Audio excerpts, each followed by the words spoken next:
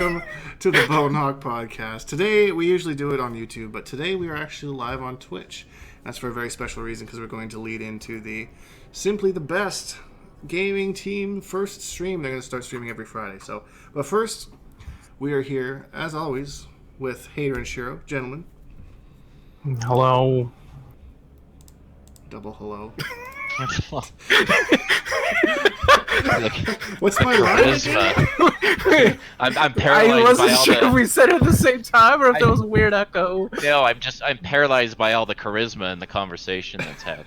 Okay. I'm so intimidated. So, oh my god. Right.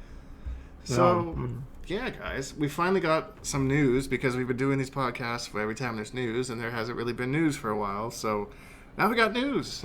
Nightwolf. Next week, right? Tuesday. The 13th. The 13th, lucky 13. Yeah. Yeah, dude, that's this Tuesday. Is it, How about is on it, Monday if you have an Xbox? Yeah, I was gonna. Oh, on Monday if you're. Oh, really? Right. Or if you just change the time, I guess. You change the time zone to like New Zealand or something. Oh, okay. I don't know. I've never done it before. I'm thinking about doing it for Sindel, but Yeah, there depends you on how I feel about the game at that time. That's going to be like a last minute decision because I don't even own it on Xbox yet. So we'll see how excited about the game I still am. Like that'd once be it some gets that'd be some closer. top tier excitement. I tell you what. Yeah, like I had planned previously to like even take like the days off of work, like that Monday and Tuesday, because the last thing I want is to be stuck at work all day Monday and all day Tuesday. Yep. Having to look at everybody else's tech on Twitter, Discord blowing up with all this stuff, and I'm not even gonna be able to like touch her. And I kind of want to start fresh before, you know. Then you can be that guy. You can be that guy that I'm at work and I'm. Just I don't even want to be that. I'm hater. kind of curious to see what ends up being like when people are working out like week 1 B&Bs and things like that, and people are discovering like more optimal things all the time or setups and stuff. Right. Yeah. And I kind of I want to be a part of that conversation. I want to be able to like keep up with it and stuff like that. Keeping up with the Joneses. Right. You wanna be where the labbers are. The labbers. Dude, I love practice mode. Yeah. It's cool. It's a good way to pass the time and Nice and peaceful. Yeah. Better than playing Churny Volk in Combat League, but that's another story. Oh yeah. No, it can totally be a zen moment unless you're trying to hit those one frame link combos. Then it's just frustrating. That's true. That's what I totally ditched my Cassie combo video because somebody gave me a combo for her that had a one frame link and I didn't realize Oh. that. Yeah. It took me like half an hour and I was like, okay, you know what? Screw this. Her combos are too hard. All right. Yeah. No, Rex told me about Cassie's one frame link with the Yas Queen with the back 1-3.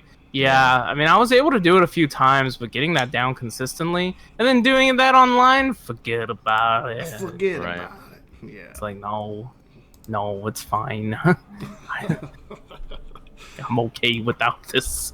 Okay, so Nightwolf. So they recently had the NetherRealm stream to actually show off Nightwolf, and one nice thing that we do get with the those streams now is they actually tell us what the tournament variations are, which I was really happy about because we don't have to play that.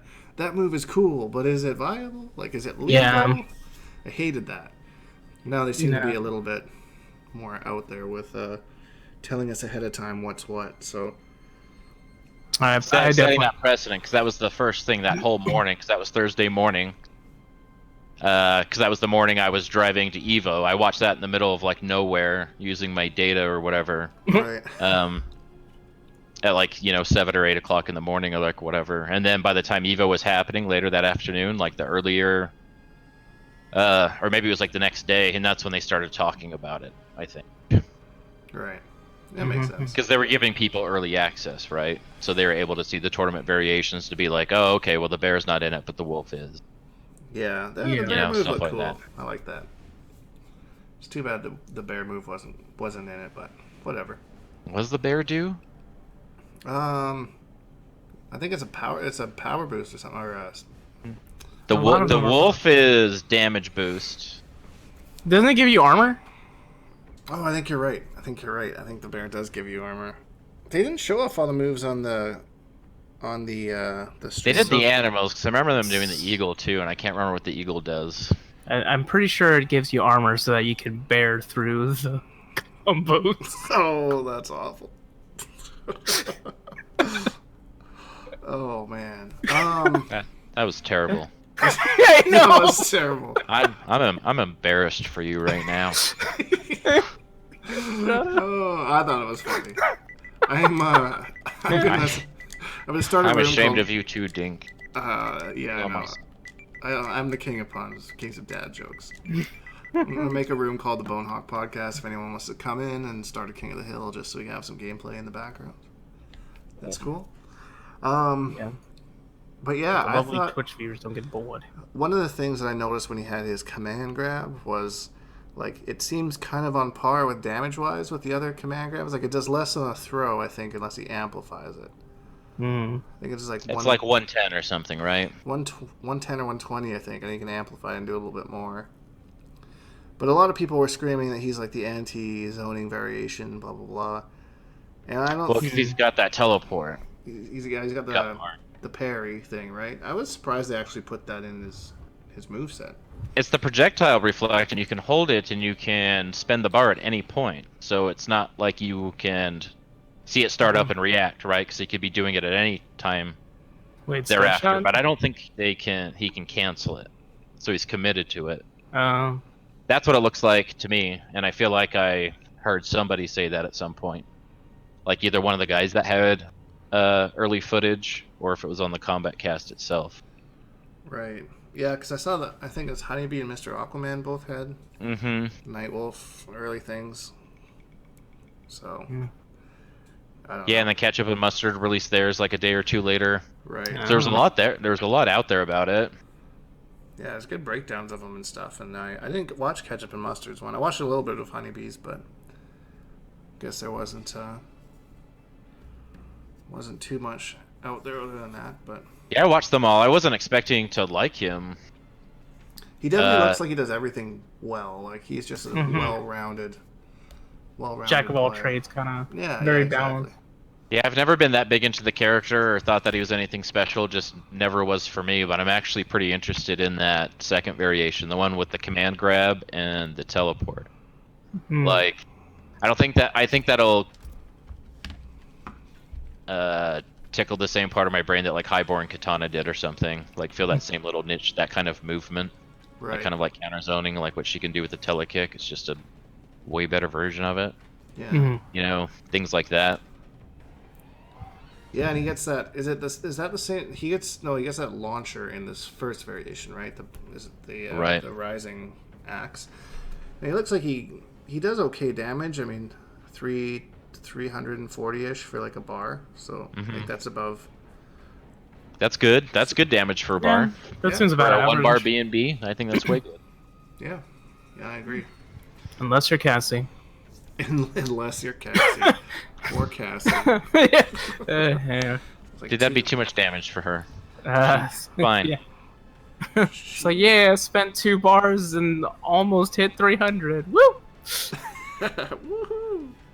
Yeah. Go Cassie. Anyways. Does somebody have the stream on in the background? I can definitely hear an echo, like on my voice and Shiro's voice. Oh, yeah, I might have did. Wait, what? Did I? Wait, no, I don't have it. I don't know. Because I did have it playing. No, oh wait, which stream? Because I was rewatching the Nightwolf one. Oh, maybe that's what that was? Oh no, I could definitely hear like our voices. Oh, okay. Then I don't know where it's coming from.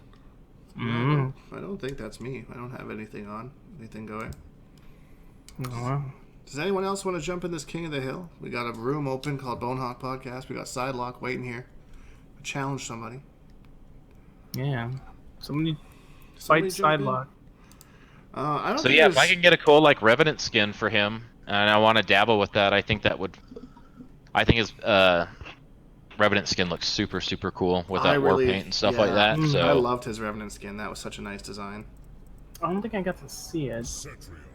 Yeah, I saw it. They did it in the NetherRealm stream, I think, on one of his casual things, I think. Oh, okay. Right. Yeah. But probably like towards the end of the stream or whatever. Yeah. Gotcha. So. Yeah. Yeah, I mean, I got some like mixed feelings on that because I was kind of hoping, like when they said like, "Oh, this is the same Nightwolf from MK9, it's the same one that turned to Revenant." I was like, "Oh, I thought Well, I yeah. get a new one." Yeah, I thought we were gonna get like a female one, right? And that was the thing. Was like, Yeah. I mean, there was one piece of dialogue that they had mentioned the possibility of a female version, and he said that it wasn't like gender specific. He was saying that it was like a title. Yeah. Oh, yeah. It was a title, not a person, and somebody Yeah. said something like, "Oh, so it could be a woman," and he was like, "Yeah, something to that effect." Could be, but it's not. And it started this whole thing about it could be a female one because that piece of dialogue legitimizes the possibility of a female one. Yeah. And then the whole grapevine effect, right? So, and then all of a sudden it starts becoming fact. Then all of a sudden it was some 4chan source, 4chan, yeah, something like that. Good old 4chan. Right. Jeez. So, I but yeah, I'm thought excited to try it. Thought that would have been a cool thing for them to do. But I at least thought the little lore tidbit was kind of nice about his story. I really didn't know too much about him. Just honestly, I think the most I ever saw of Nightwolf was like in the second Mortal Kombat movie. So where... I think that's why they no, did that. Like the Steph's lore minute was like 4 times longer than those usually are, and I think they really wanted to provide that context because nobody, except for like the diehards, a lot of people like they know him, they can recognize like him by silhouette and stuff like that, but don't really know what's much his about backstory, him. right? Yeah. What has he done? Where's he been? Yeah, and then in the cartoon, like all he ever did was just chill on that computer with his wolf. Yeah, so I think that they wanted to do the DLC for like the community, right? For the people that have been around for a long time and people like he's a hype character, and then they've got to kind of sell him, you know, that general appeal, plus providing that info for people kind of like out of the loop to try to make him interesting, so they want to try the new DLC as well. yeah, that makes sense. Yeah, I know a lot of people don't really, unless, like you mentioned, you're a hardcore Mortal Kombat fan, don't really know Nightwolf. I think it's cool they got like a kind of Native American type character, First Nations character, and I really like how they really fed off that with his designs with all the different animals and stuff. I thought that was really cool. Yeah. And then that victory pose, or the victory animation with the howling. Oh, that was so good. That gave me goosebumps, man. I love that. With the moon, it only needs like 2 more wolves, and it would be like ultimate. Ultimate 3 wolves just howling on the howling on the 3 wolf moon victory pose. Bring it back. Bring back the meme. Bring back the meme. Yeah, I'm gonna try Nightwolf. I don't think it'll become one of my mains or anything. I'm actually still having quite a bit of fun with Spellmaster Shanks. So the more I play him, the more execution heavy he gets. So if there's anybody out there that likes execution heavy characters, that's the one for you. When you say execution, you mean like being like precise and juggles and stuff like that, Not or really you're timing, your zoning, or no, like with his cancels, because he's got so many different strings, right? That you can do, that you can. Cancel. He does have he's one of those characters that has a million billion strings. Yeah, he does. He does have a lot of strings. So like doing all the different strings and lots of wonky inputs, but you do like the back forward 1 and then you can cancel it. And I think it's neutral to -2 or something like that, depending on what you cancel. But there's that costs a bar, right? Yeah, it costs a bar defensive meter. But like doing like 3 up 2 back forward 1 cancel into like forward 2 4 or back 2 1 1. I don't know. I just find that like getting the timing off the cancels and stuff is it's really fun. I don't know. It's just you feel really good when you get like this nice string cancel into another cancel. So I was talking about this on my stream yesterday. What is the cancel input? So like for Kitana stance cancel, it was just like hitting a face button. Yeah. But it's when I was messing around with Jade a little bit and her run cancel, how it was down. Was it down down? Yeah, it's down for Shang Tsung as well. Okay. So that makes I find that input super annoying. Yeah. For cancels. Yeah, it is annoying, and that's maybe why it's so like satisfying when I actually hit it. Yeah. It's like why can't it just be a cancel like Scorpion, like Reborn's teleport, right? Because you're just holding down or holding back for that cancel. Yeah, exactly. It's nothing crazy. There's no skill in that, stupid Scorpion. But that being said, I don't think there's much more to say about Nightwolf. I mean, he's pretty solid. It can kind of just do anything, everything well kind of character. Yeah, he seems like he'll be interesting. Probably should be good for newer. Though that's a bit weird. New players will be hype, the ones that haven't bought the game yet, I guess. Yeah, he should be pretty cool. I'm definitely anxious to check him out. Yeah, I agree. But if we're all done on that topic, let's move on to what we're all here to really talk about. The wonderful balance patch. Balance patch. So, Dude, what a surprise, right? Like, they just announced it that day. So, yeah. like... I was expecting it to come out with Nightwolf, maybe. And then they were just like, yeah, no, here it comes. Yeah, It's live now. And it's like, oh, shit, So nice. I'm playing later that day, and I'm sitting here talking about, like... I didn't even have a chance to say goodbye to the old game. I kind of hated it, but at the same time, I was like, I didn't have time to prepare. I'm not mentally prepared. Like, all of a sudden, it's just a different game, whether that I like it or not. And, you know, what's happened. I've got no way to prepare or, embrace for impact. Well, that was a lot of the gripes from, like, the Street Fighter community and stuff when they tried to play, like, MKX and MK9 was, like, they patched it, like, every 2 weeks, and they didn't like that. They wanted, like, one big patch every once in a while because they couldn't keep up. I think it's fine. It was just kind of like a shock, right? Like, I'm not mad at the end. Dude, the changes they made in this patch. Yeah. I'm a big fan of some of the changes they made in this patch. I mean, I really wish during EVO they would have made an announcement like, hey, new patch coming. Yeah. Like, just let us know, right? Like, that it was coming. Like a heads up. But instead, like, literally, like, Combat Cast, by the way, patch! Yeah. Yeah, exactly. It's live, motherfuckers. Like, yeah. Download it now. So it's kind of like, oh, well. Cause, I mean, I was excited because I've been waiting forever for a patch because I really wanted them to do something to Scorpion, which I'll get into later. But I thought to start things out, I go over just like some of the general changes they made.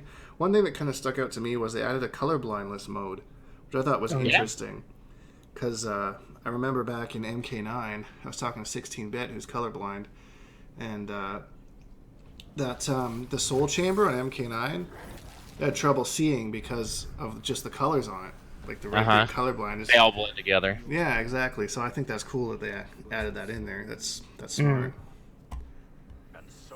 Yeah, they're already kind of renowned for like their audio and stuff like that. Like the blind players that said they can just play off audio cues alone. Yeah. Yeah. How intricate and how detailed the audio engineering is in this game. Shit, they can tech throws better than me.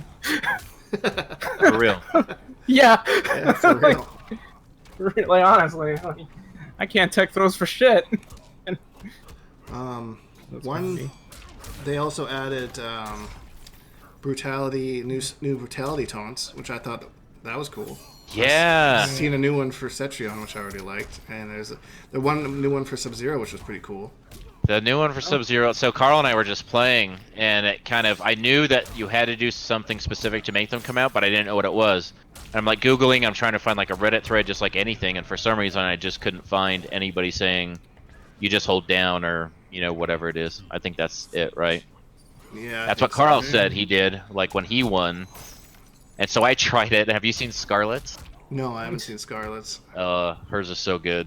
What a pleasant surprise. Really? Yeah. I'm curious. I like it. I'll have to go do some brutalities with Skarlet just to see it. I posted it. Did you? Uh-huh. Yeah. I'll check. On your Twitter? I'll have to check it out. Yeah, to share it with the world.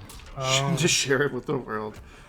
And they also, I think they added more brutalities, they said too, which is pretty cool. Several new brutalities for players to discover. Which They said that last patch too, the last just little stability update. Yeah, so And they said they had added some brutalities for people to discover.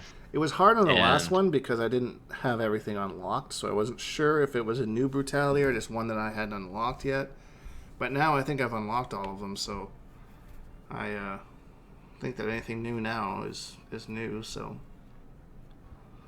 I don't know. What else do we have? Dimitri Vegas as Sub-Zero skins. Oh yeah, I couldn't even find that. Like, what is that? I was going to ask you guys about that because I'm not exactly sure what that is. Yeah, He's like a DJ. I didn't know who he was either until people started talking about it. They're like, why the fuck is this guy Sub-Zero? Like, that was everyone's question. It's like, of all the things to spend your time and resources on, when you're at the same time being so quiet about the combat pack. This was like before we got the Nightwolf info and all of that stuff, and they gave us that little apology on Twitter about being better going forward with communicating and stuff like that. Yeah, that's interesting because they were saying that's another thing I like to talk about because they were saying that like it was beyond their control. Yeah, Ed Boon apologized for the silence and said that it was out of their hands or something. So everyone was just like, well, who can tell them what to do? It's WB. So do they want to do it? What's their motivation for it? Yeah. Someone in NRS has been like, please, God, oh my God, everybody hates us. Let us say something. And they're like, nope, you can't do it because of this clause or it's this anchor in this part of marketing, like sort of thing, because we've got this spreadsheet that has projected this. They're like, oh my God, it's real life. This is not like a statistic in your, you know. No, this like spreadsheet says people like Ronda Rousey. Right, trust us. Yeah, exactly. Since the beginning, there's been a lot of questionable things, and I'm like, this seems like maybe they lost a little bit of creative control with just this game, because I thought like Injustice 2 and MKX was done like pretty good. I liked the release event for MK11. I thought that was nice, but the fact that they waited so long to say anything about the game to begin with, and then all of a sudden the game is here, seems to be kind of what they're doing with everything. Yeah. Oh, he's a Belgian DJ. Okay. Apparently they remixed music for the MK11 trailer. Okay. Oh. Yeah, I think his remix was the Evo stage. Remix our trailer won't make you a skin, damn it. Okay. I might be wrong.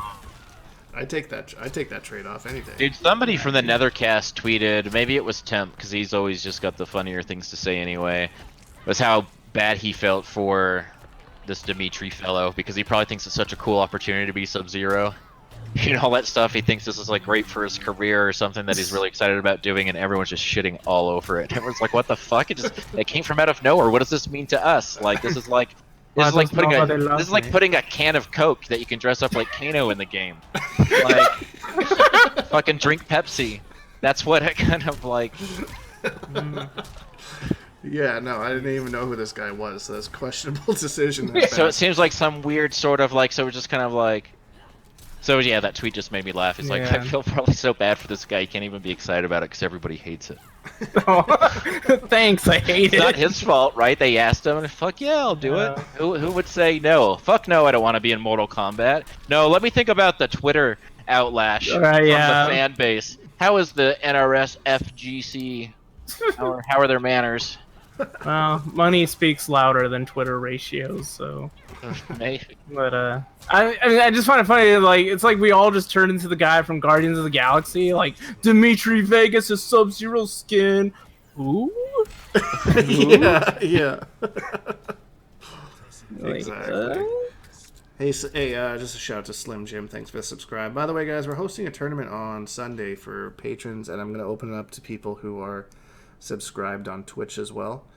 So if you're subscribed to the channel, just whisper me here on Twitch, and I'll send you the link to sign up. Whisper. Like the Whisper song. Yeah, why do they call it Whisper on Twitch? Like, it's DMs or like, you know, PMs everywhere else. Whisper's old school. That's what it used to be called, like on BBSs and things like that. Like really? Slash W Whisper is a very common phrase for sending a private message on like old platforms. Oh, you're showing your age or lack of age. Damn it! Why aren't you an old man? Maybe I just missed those. I don't know. It's weird. I don't know. Now that you think about it, kind of. I used to play a lot of FF11, so I got used to it being a tell. Yeah, so it seems like it was Whispers like in World of Warcraft and stuff too, right? Yeah, I think it was, or maybe EverQuest. I want to say EverQuest. I think I remember that from RuneScape. From my 25 levels I played on World of Warcraft. Oh man, were you a troll shaman? You got addicted, scared. I was some blue chick, and I died once. Maybe I don't really remember. Draenei. It was like yeah, that sounds right. It had like goat horns and like a J-Lo booty and like hooves. Yeah. Yeah, the J-Lo booty was what I was all about. Yeah. But then I lost my body one time because like apparently you die and go like some graveyard thing. And you have to find your body. Yeah. And I couldn't find it, and I just gave up. And then that was my Warcraft experience. And everyone said, "You take your resurrection sickness from the graveyard at which you were resurrected." Yeah, and then everyone told me it was a good thing that happened to me, that I would have lost. It's like watching you play Detroit Become Human. I'm like, motherfucker, turn right. You just looked at it. Oh my god, Dink, you're killing me. You're killing me. Yeah. Oh my gosh. That should just be a serious hater reaction. You don't know, but I yell at you like every day. Like, god damn it, Dink. Dink. There's so but many. It's like, oh, I chose to shoot here, and he didn't or something, or it's like, okay, so let's see what happens, because I haven't seen everything. I've played through it twice. But... That's the cool thing about like it's the only game that I've actually enjoyed watching other people play, because they end up with different scenarios. And yeah. And the characters are fun to watch. I love watching Connor and Hank together. My favorite is Connor and Hank, absolutely. Yeah, I think it's I could play everybody's. that entire series. Like, I really just want Hank to like me. And he just, every time I make a decision, it's just the wrong decision. I'm like, how the hell do I read this guy? Like, see, and I have, like, women issues, right? Like, insecurity, so I want North. Like, when I'm playing Marcus's, I want North to approve of me. I'm doing whatever pleases her. I'm like so submissive. Oh, you want me to shoot this guy?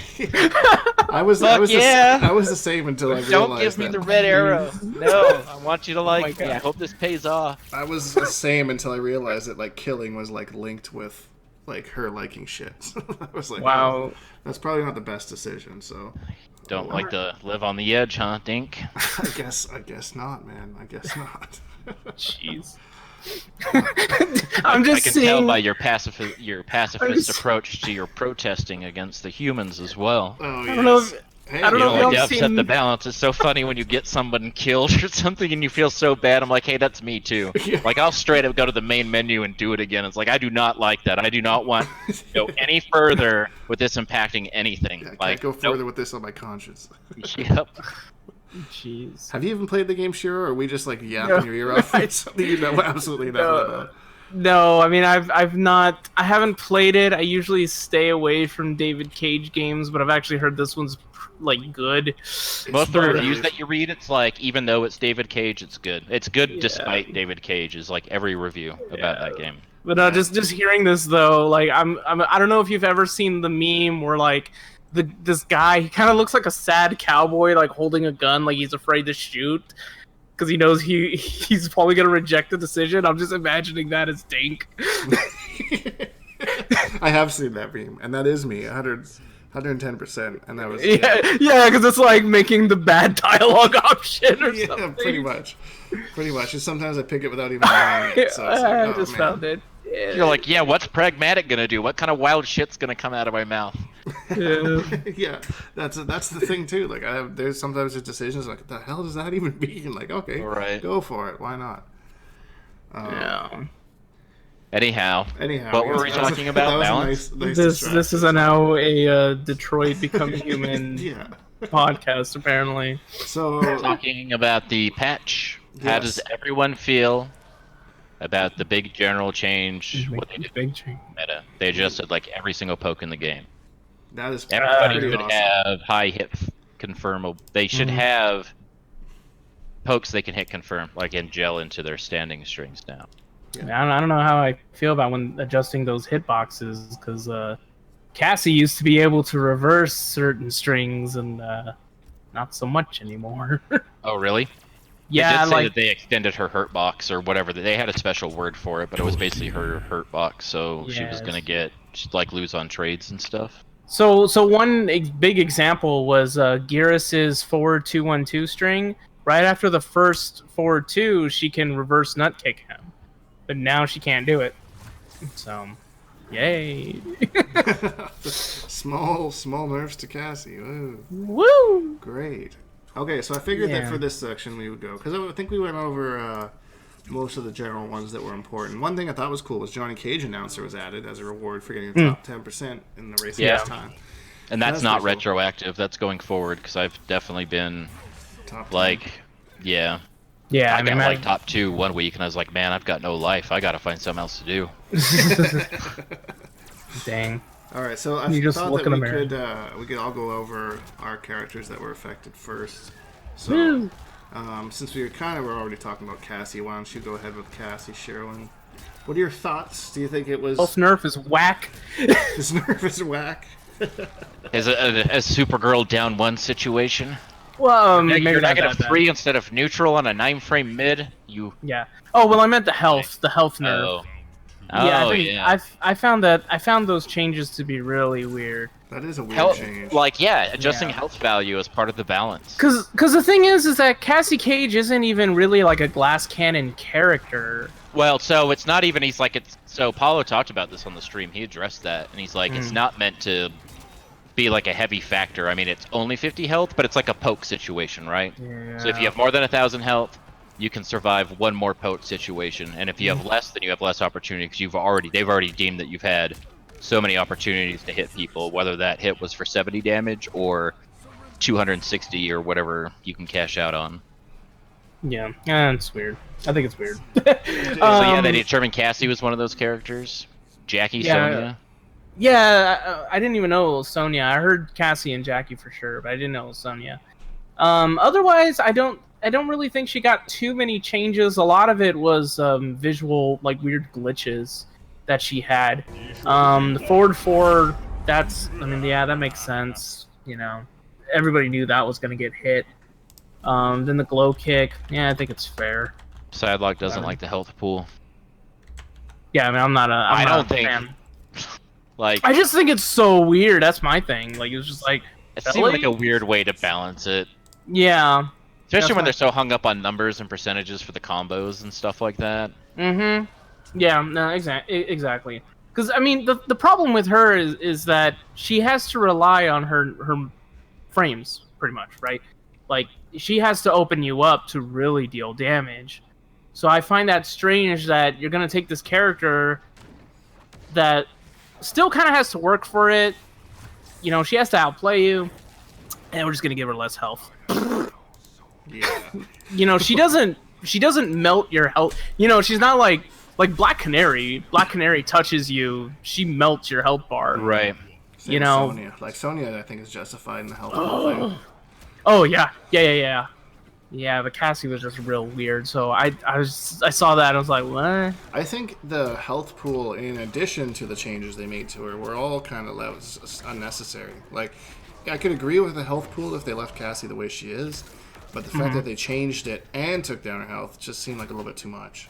Yeah. But everyone was saying before the patch that she was the strongest character in the game, so, which I didn't really see myself, but I mean, Sonic Fox was doing work with her, so. But Psylocke's playing another nerfed character.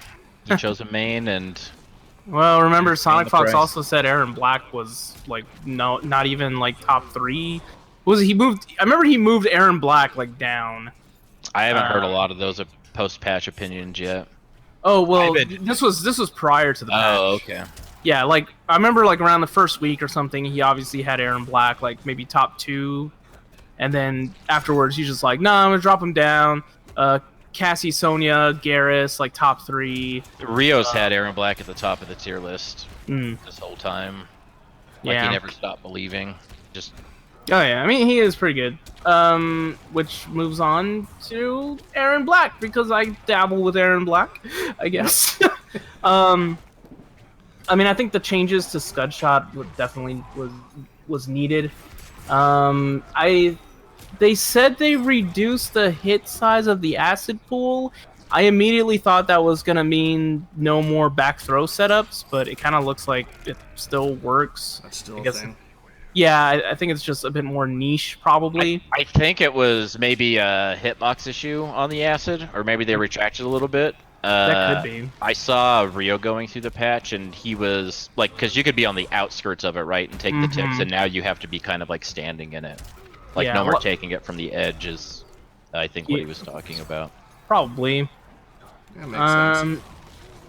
The down... Oh, man, the down 1. Adding those... would they add, like, 5 recovery frames on that? Yeah. Recovery on hit increased by 5 frames. Recovery on block miss increased by 1. So that really hurts his combos. They really hurt his combos a lot, actually. Yeah, his mid-screen B&Bs are kind of... Because you can't use the down 1 in him anymore. Yeah, so, like, the combo, one of his B&Bs... Is it because it doesn't recover, or is it because it's not 6 frames anymore? Yeah, so, like, the 2-1-2-1-2, and then he pulls out the gun, down 3, and then he does down 1, forward 3-2. it's now a lot tighter to get that down 1 into the forward 3. Personally, I'm just not even doing down 1 in that combo anymore because I'm not going to risk it. Right. Certain corner combos where you could juggle like 2 or 3 down 1s in one combo. I've been having to drop 1 from it because of that added recovery on there. And then I think this was the dumbest change. The fact that for his gun stance to cancel out of it after a hit, you have to hold up. Yeah, they changed it, right? You used to have to hold up to stay in it, and now you have to hold up to get out of it. Yeah, it's... Wow.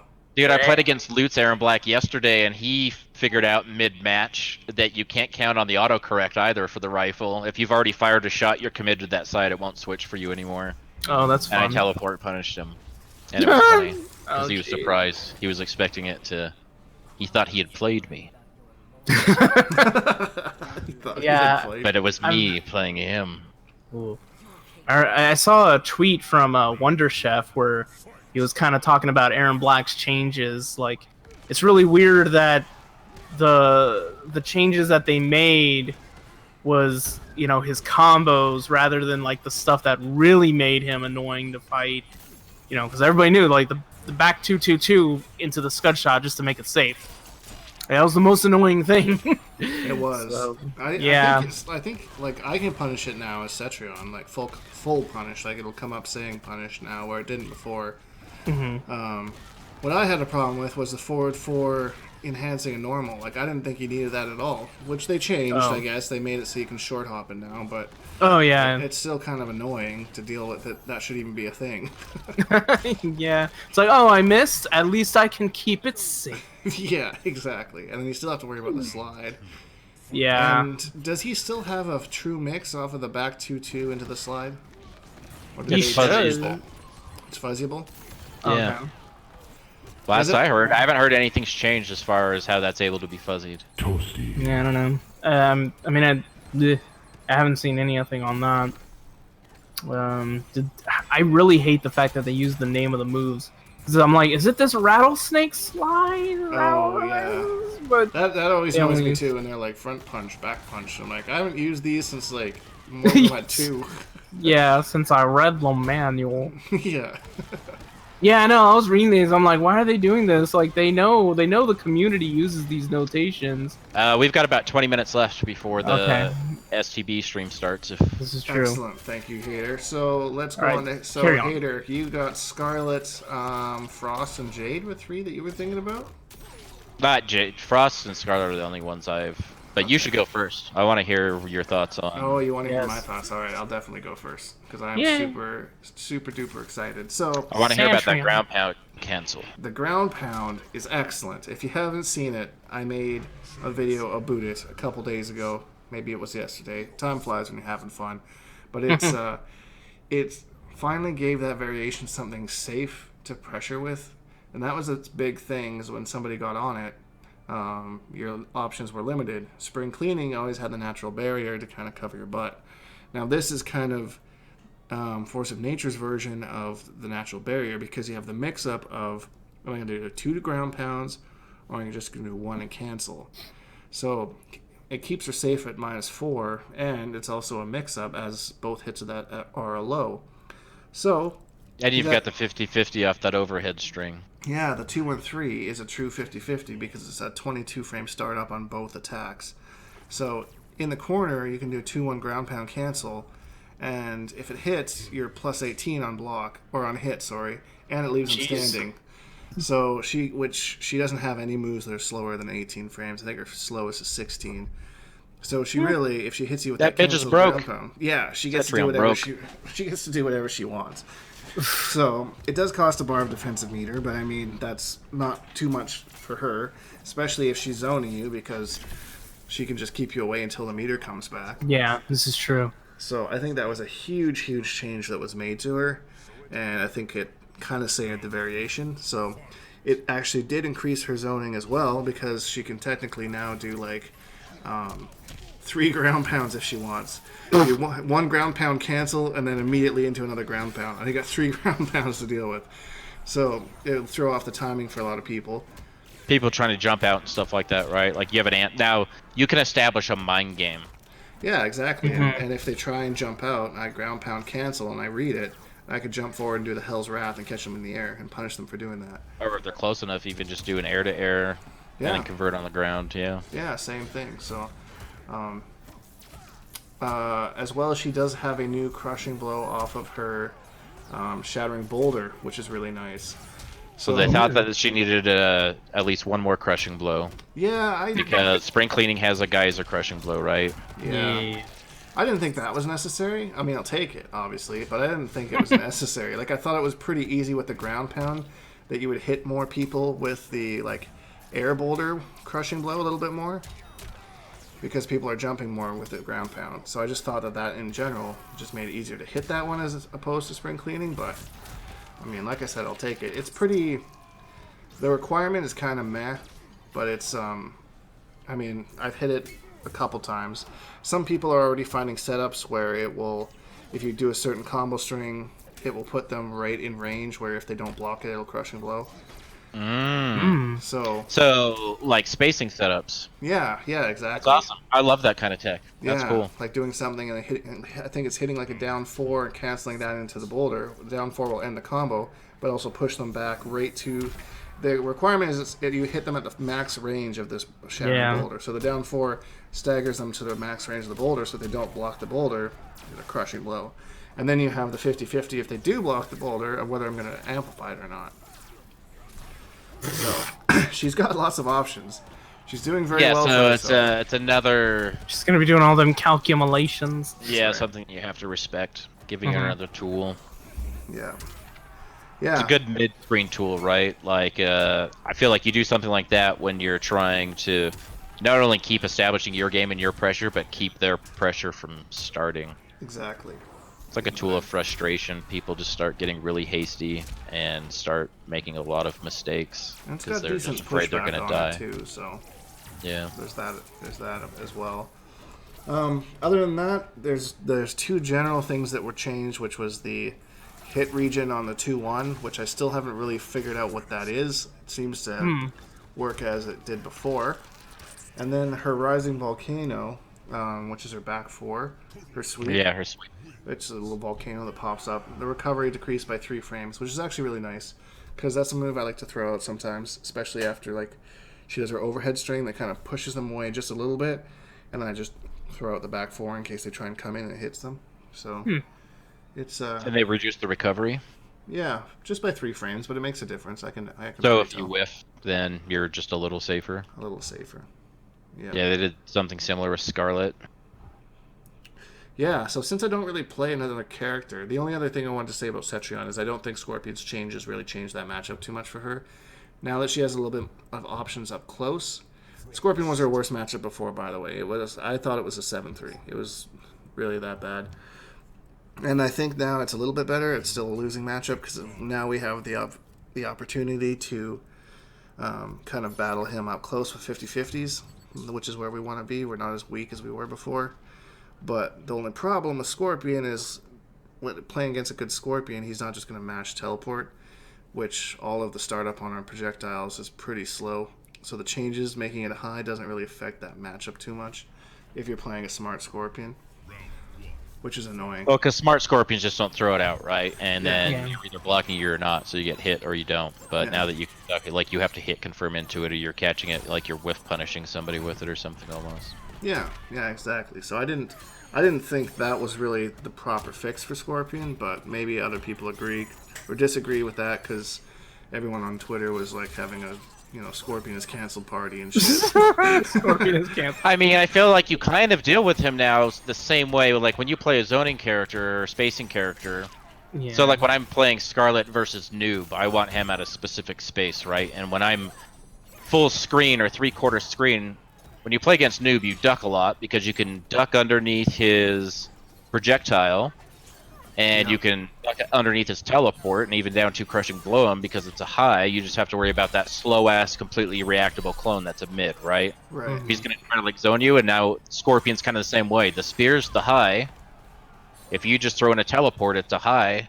Like, what are you going to... You have to come into me from the front. You're not going to get me. If I just sit here and duck, There's nothing you can do. So get punished for teleporting, or just approach me. Yeah. Yeah. I mean, I definitely think it was a much needed change, though. Yeah, I don't know how that changed. I don't play Scorpion. I don't know if that's a real thing or not. It's just kind of like how I think about it now. Like, I'm not nearly as scared from the people that, like, those are the saltiest losses. Is like, this is a player I should not be losing to. And you just keep hitting me with that dumb shit.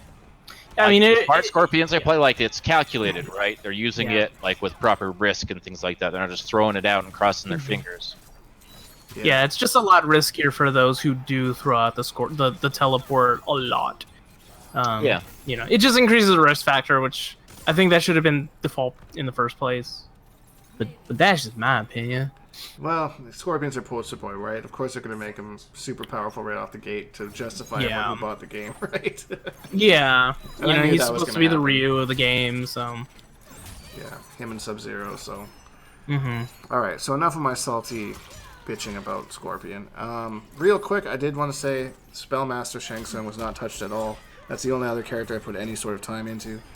Oh, yeah, cool. So he seems to be exactly the same, and now he seems to be on par with Warlock, because they really nerfed Warlock's damage, like, big time. Like, by like 20 damage per hit. Yeah, per hit on that ground skull, so it's, I mean, either character, now there's actually a reason to play, like, one or the other, right? Yeah. So. And that's something I think the game really needs, is reasons to play each variation. Yeah, I think they did a good job with that. The way, like, there was obvious variations that no one played. Yeah. Like, Totemic and Dirtbag, like, and when I say no one, obviously there's some people out there trying to make it work, right? There's Highborn, one person. Devora's second variation, and then the struggle she had with her first one. And who else had, or Liu Kang's even second variation, the Wuxi Legend one. No one ever fucking played. You saw one, like, Erron Black, because there's no reason not to use the other one. It was so fucking good. Saw them kind of take away from the primary one, and then kind of buff up the other one, try to make them a little bit more interesting. Some adjustments to make sure some things connect on hit that were whiffing before, because I don't know if they didn't have the foresight that Kano doing a back one into the dust or like whatever, if that's even a real thing, just using that as an example. You know, a lot more of that sort of stuff like connects, and you can actually establish a little bit of like a game plan. So it sounds like they fixed a lot of that stuff. Skarlet went mainly unscathed. Like, the only thing she was adversely impacted by were the things that just changed overall for every character, which was like all the far teleports, getting additional recovery frames tacked onto them. You don't think that ruined her or anything? It's just a fair change. If you're in a position to be doing a far teleport, like, I can definitely tell the difference. It's like an increase of like 8 frames or okay. So it's like 50 recovery now, right? Instead of 42. So like the whole sequence takes 50 frames. And it's just a matter of where she is on the screen. Is she still in front of you, or is she still behind you? Right. So I can definitely tell the difference, but if I'm using it in a situation I'd normally be, I've already got the space. Like, I'm not afraid of getting punished. It's that much less time I get for like a blood ball or to move in if they whiffed something, right? Like, the teleport caused them to whiff, so now they're moving the opposite direction with like all this recovery. And I'm stuck in teleport recovery from like dashing into like a forward 4 or something like that. But it's not like game breaking, right? It's a quality of life thing. They didn't change her scaling on her fatal bow, did they? No. I've been playing the last couple days. I haven't noticed any difference. If anything, it still kind of surprises me sometimes. Oh, that's like, cool. just how much damage it does. My god. Yeah, it's pretty crazy. I wasn't sure if it was intended or not, but it seems like it was, so. And the other thing that she was affected by, that the whole game was affected, I guess that was her poke buffs. I feel like there was something else that kind of got nerfed, but it was like a nerf to everybody in the game. That's the way that they started doing things, like what they did with the whole poke thing, and they kind of nerfed teleports overall. Yeah. So you think probably a hitbox thing, maybe?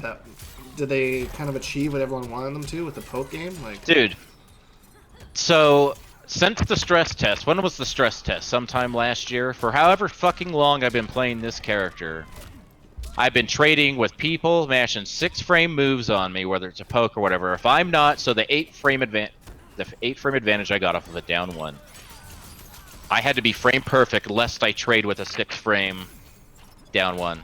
Some sort of like 6-frame reversal. Right. And it was so annoying. It was so easy for Skarlet to get smothered. Sure, it's my fault. Blow me up. Can't be fucking frame perfect. Sorry. How So dare you not be able to see the I frames? just stopped, and it's the same thing with even trying to do. So she's got 13 frame mid, so I've got 8 frames. So the 13 minus the 8, so I've got 5 frames. So if I'm a frame off, I will trade with a 6 frame mash again. So even just trying to go into even block pressure, if they decide they want to mash, they've got a 6 frame. Their odds of at least trading. It was just so fucking obnoxious. And now I've got 11 hit advantage, so I can do whatever the fuck I want.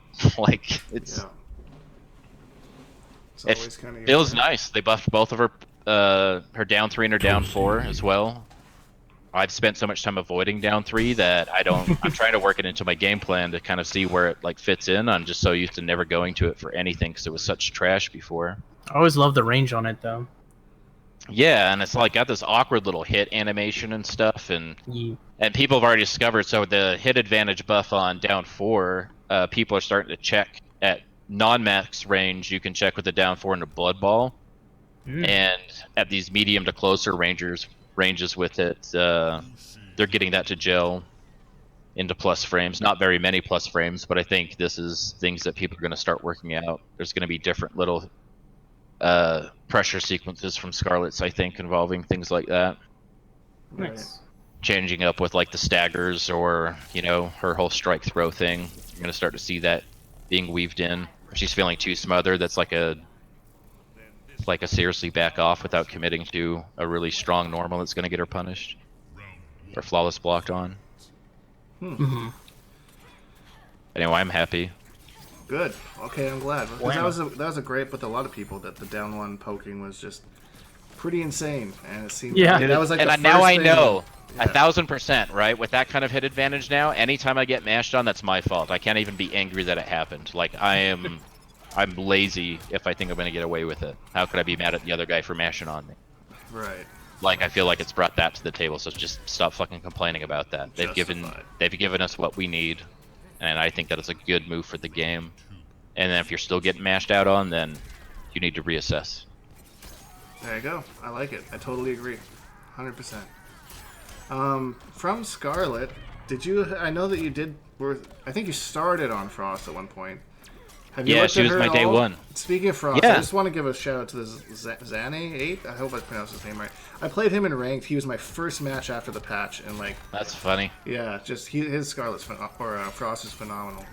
Anyways. Dude, she's way cool, dude. That back 1 change. So, all they really wanted was for their standing 1 to stop whiffing. Maybe standing 3 to stop whiffing. I've only got 10 frames of hit advantage off my 9 frame down 1, and I don't have a frame.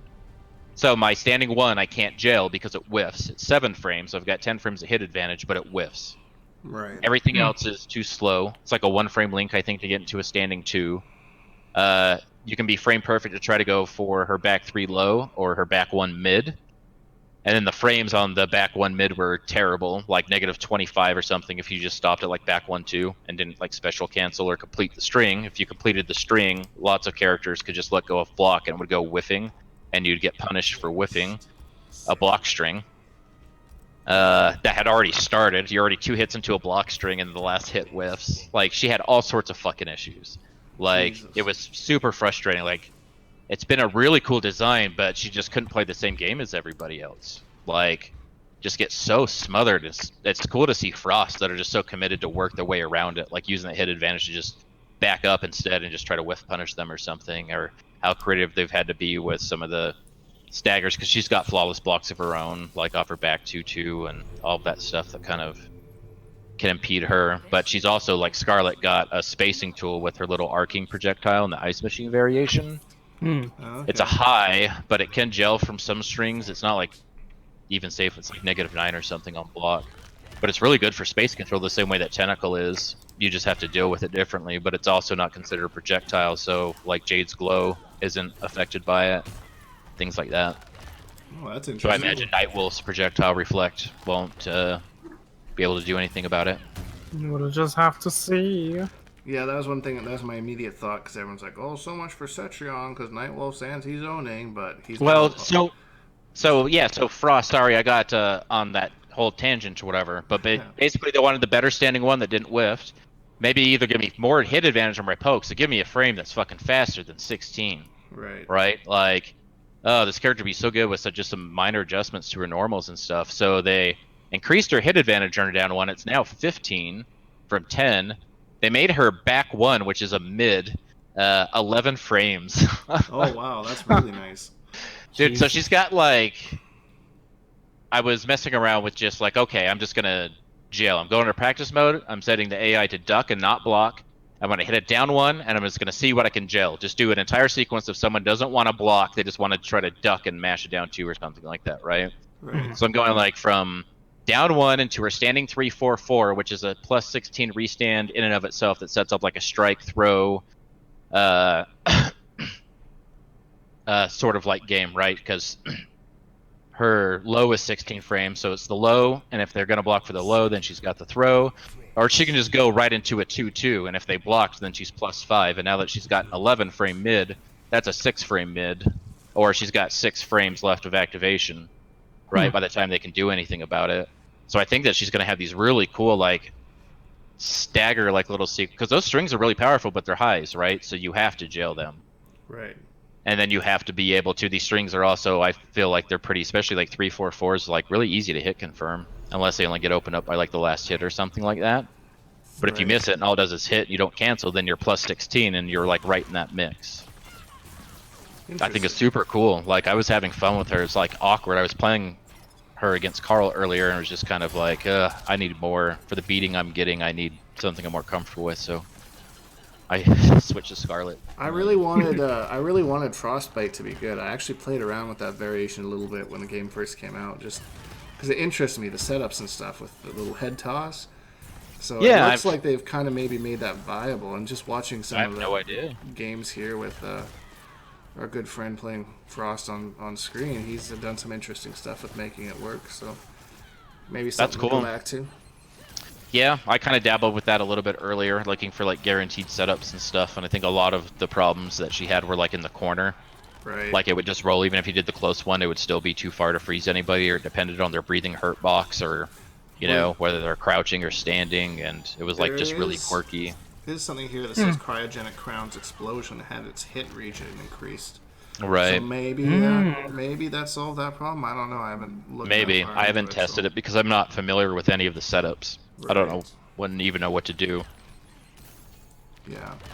I don't know. To like set that up, but I'll probably play her on the side. She's super fun.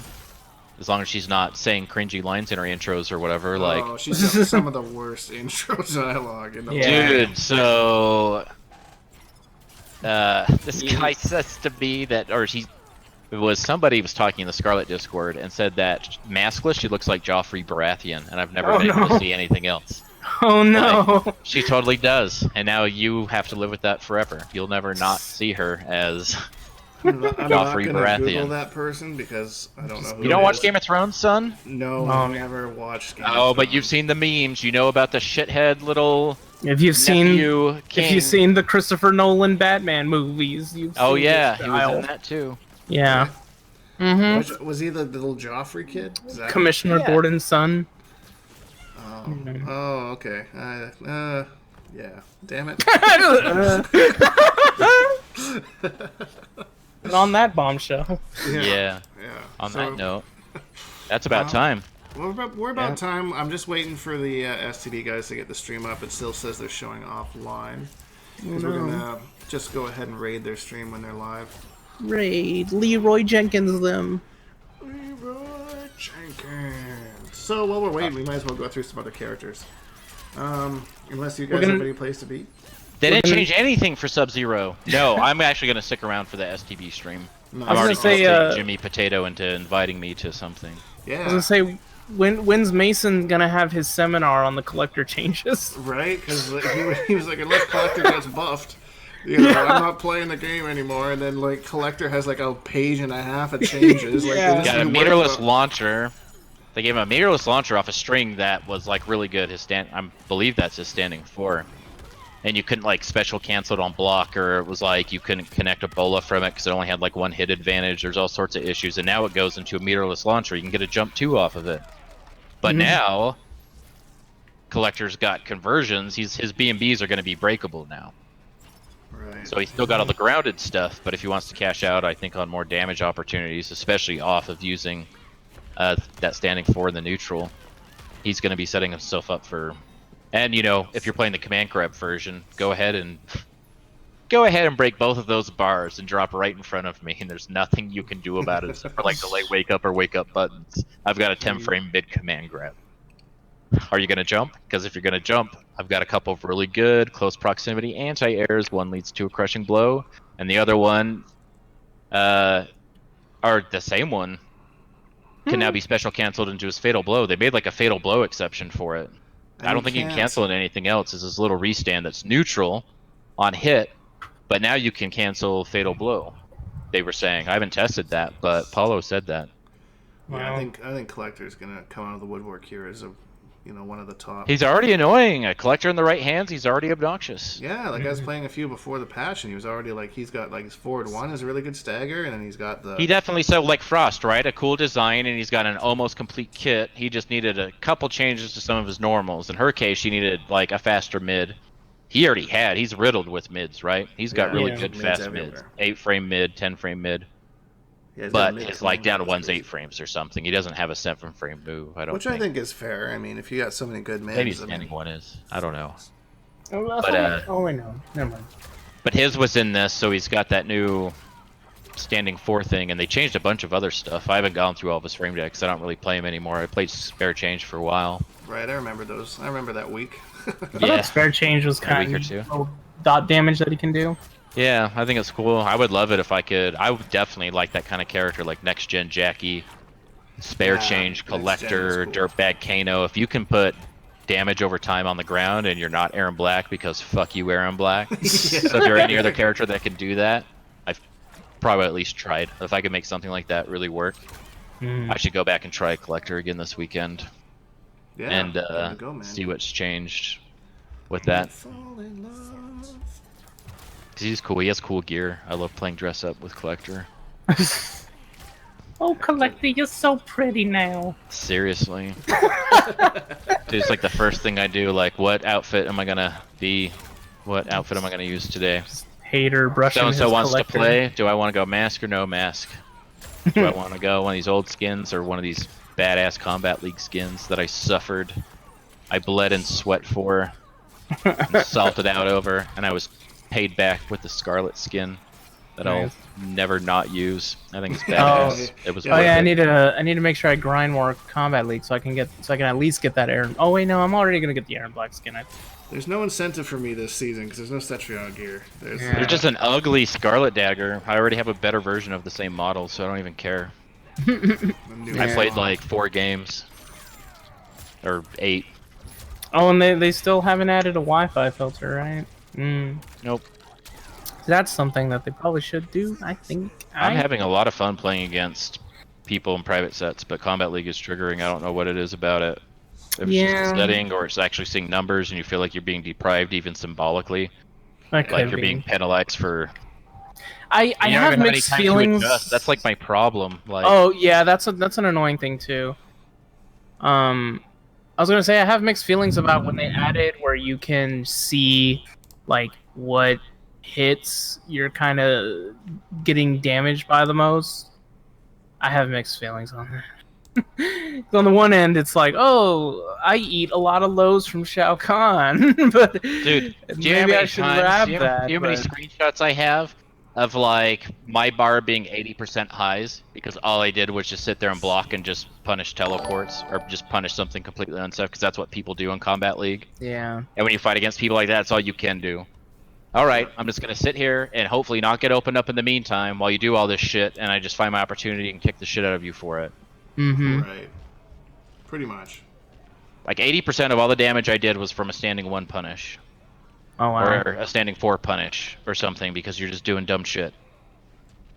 So I wanna ask you guys something here. Just like no like holding you to it down the road. If you had to guess like a top 3 characters right now after the patch, who would you think? Oh fuck! I haven't even gone through all the notes yet, let alone. I think Sonya's probably still going to be up there. Yeah, I think Sonya still. I've heard what other people are saying, but I have no opinion of my own. Gotcha. A lot of people think that the top tiers still aren't really that affected. Really? Geras is arguably better, but in different ways. Like the kind of weird rogue buff that he ended up getting by being able to cancel his little freeze off of 4-2-1, I think it is, and he couldn't do that before. It's allowing for like a whole new mess of setups and stuff, right? Like what Really? Oh, that's what interesting. Geras do. But as far as what I've heard, like I don't feel like anyone's opinions on like the top 2 or 3 have changed. It's still like everyone's saying Cassie, Sonya, Jackie. Yeah. Yeah, the Geras changes were a bit weird. Like the change on the crushing blow for the quicksand, that's so weird. Dude, they can just like set it up now. You better punish Geras for whiffing that sand trap in neutral, right? Yeah. If you have something you can do about that, and that's the thing is when you don't have anything. Say like you're pushed full screen or a full screen situation, and you're Jackie, and there's nothing you can do besides like wave dashing in or getting into the fist dash range or something like that. In the meantime, he's probably already whiffed and recovered from doing 2, and there was literally nothing you could do. That's what. And now you got to worry about that though. You better hope now you have a 4-frame fuzzy for the 50-50. So that's another thing they changed. They made the last hit of the 1-1-1 slower. Yeah. So it used to be a same frame 50-50 or like a 1 frame or something, and now it's 4 frames. So now you can fuzzy. Change. I thought that was. So now you can fuzzy it low high. Right. Oh, low high. Or low overhead. Yeah, I thought that was a much needed change. When you're talking about like whiffing the two things into the setting it up, like a lot of Cetrion mains complain about that because they have the same thing with the geyser. We have to whiff the geyser just leave them all out, and like maybe you guys will give each other some ideas and stuff. Yeah. See, I want to know, does it need to be? Because I haven't tested this or anything. I've just seen people talk about it and heard people's opinions about it, but I haven't heard this specifically addressed as if it's whiff only. Like, can he do it on block? Like, what if you block it full screen or something like that? Does that count as missing it because it didn't connect? Or does that count as, because he literally didn't miss, he hit you, right? You just blocked. Yeah, that's... Because if he could do that, that would be even easier. So he's definitely got to make it whiff. Well, I think so it is when it whiffs. Because like with the Cetrion community was talking about how like that crushing blow is useless. Like they'll never hit it because it's like who's going to whiff that mid screen, right? So I don't know. We'll see if maybe Geras community can make it work. I'm not 100% sure. It's interesting. Still waiting on the SCB guys to get the stream up there. So Sonya was another one who had her health diminished, which I thought was. I haven't even looked at all her changes either. I saw that she doesn't get the launcher off that Amplify move anymore, though. Amplified energy rings when dash canceled now has more damage scaling, so I'm sure you won't see the crazy 520 damage combos unless she's using a fail blow. Right, and that's the path that she uses in the Ringmaster variation for the low off her 50-50 mix, right? She gets the low only if she cancels. Yeah. That's what allows her to do it. How much scaling it is yet to be seen, so it'll be interesting to kind of see that. Her air control, which is her air, I think, command grab? No idea. Does 60 more damage, was 20, but does not cause a pop-up. So that was the one where you pop-up, she kicks so you it does in more and damage, but you can't convert. The juggle's over. Yeah. That's such a weird trade-off. It's like she still deals damage though. Yeah. I mean, it's a way to be. So instead of just ending the combo there, you can't launch anymore. They're at least giving you a little bit. Since we're going to deprive you of cashing in on that extra 200 damage or whatever it was, we're at least going to give you something. Yeah. Like there's still a reason to end this combo this way. Maybe in some situation, I don't know what the hit advantage is like or anything like that, but yeah, I don't play Sonya, so I have no idea. I don't either. But it looks like she just kind of got a slap on the wrist kind of a thing. Kind of seems like that, man. Yeah. I think the characters that you saw them not touched, I think that is a statement. These characters are where we want them to be. The only thing that have been affected are the same things that affected everybody was adjustments to the pokes and things like that, and that's like Sub-Zero, Cabal. Spellmaster, Skarlet. Well, Skarlet, they did adjust her back 4 a little bit. Took off like 5 of the recovery frames. There's no mention of Cabal in the patch notes, so I don't know if or Sub-Zero. Yeah, so that's I don't I thought if anything, they probably would have added more. So maybe their pokes are exactly the frames for same. the fatal blow. That could be. Hmm. Yeah, I don't know. Anyway, so these are the characters. Katana got suspiciously little buffs. If you've seen, it's kind of a meme how big their grocery list of things that they want changed are.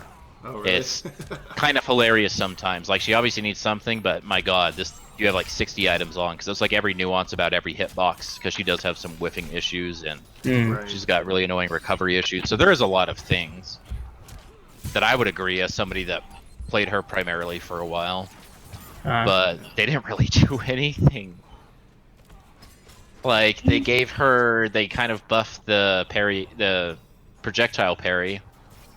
So she got a bigger damage buff, and I think it's twice as fast to start up, so people can actually use it.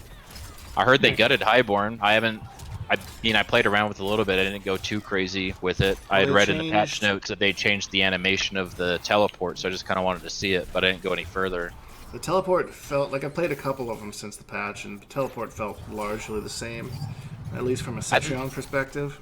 I think most people, the way that the words it in the patch is weird, but I think what the consensus most people came to is that this ducking animation they're talking about happens at the startup of the teleport. So she's like more likely to go under projectiles or not trade with projectiles in a, like, you know, a last second or last millisecond situation. Right. Makes sense. So, which would make sense. And I know the Addendum I don't think Razors, they hit you now. Like, all of them hit you. Whether that's yeah, a good they thing made or it a bad thing, bit. I They don't know. totally broke it. Your boy Retro posted a video talking about how fucked up it is now and stuff that I watched. Shouts to Retro. I think Like, he's in the chat there. shoutouts to Retro in the chat if you're in the chat. Yeah, he's not too happy about Highborn changes either, I guess. Dude, it just seems like why this character was already so perfectly average. Yeah. And all you've done is break her fun side variation. You should have done to it is give it love like you did the other ones, right? You want it played more, do what you did like with Dirtbag or what you did with Wuxi Legend or like whatever. Why the fuck did they... I mean, unless it's something where people are so accustomed to playing it a certain way, like people have kind of had to find their own game plan with that variation. It is pretty unique, I feel like. With those razors and the Psy and the cancels and her already kind of stagger game, but she suffers, like once people started to learn the matchup, like I'm not really I'm sure plenty of Katanas could body me because they'd outplay me as like better people, but as a character, like on paper. Right. She doesn't have any dirt, like she's so honest and she's so, like all of her staggers are completely reactable, I feel like. You can just see it stopping. Like I'm not even afraid of like the overhead at the end of her back two, you know, starter and things like that. Like you can just see the string ending.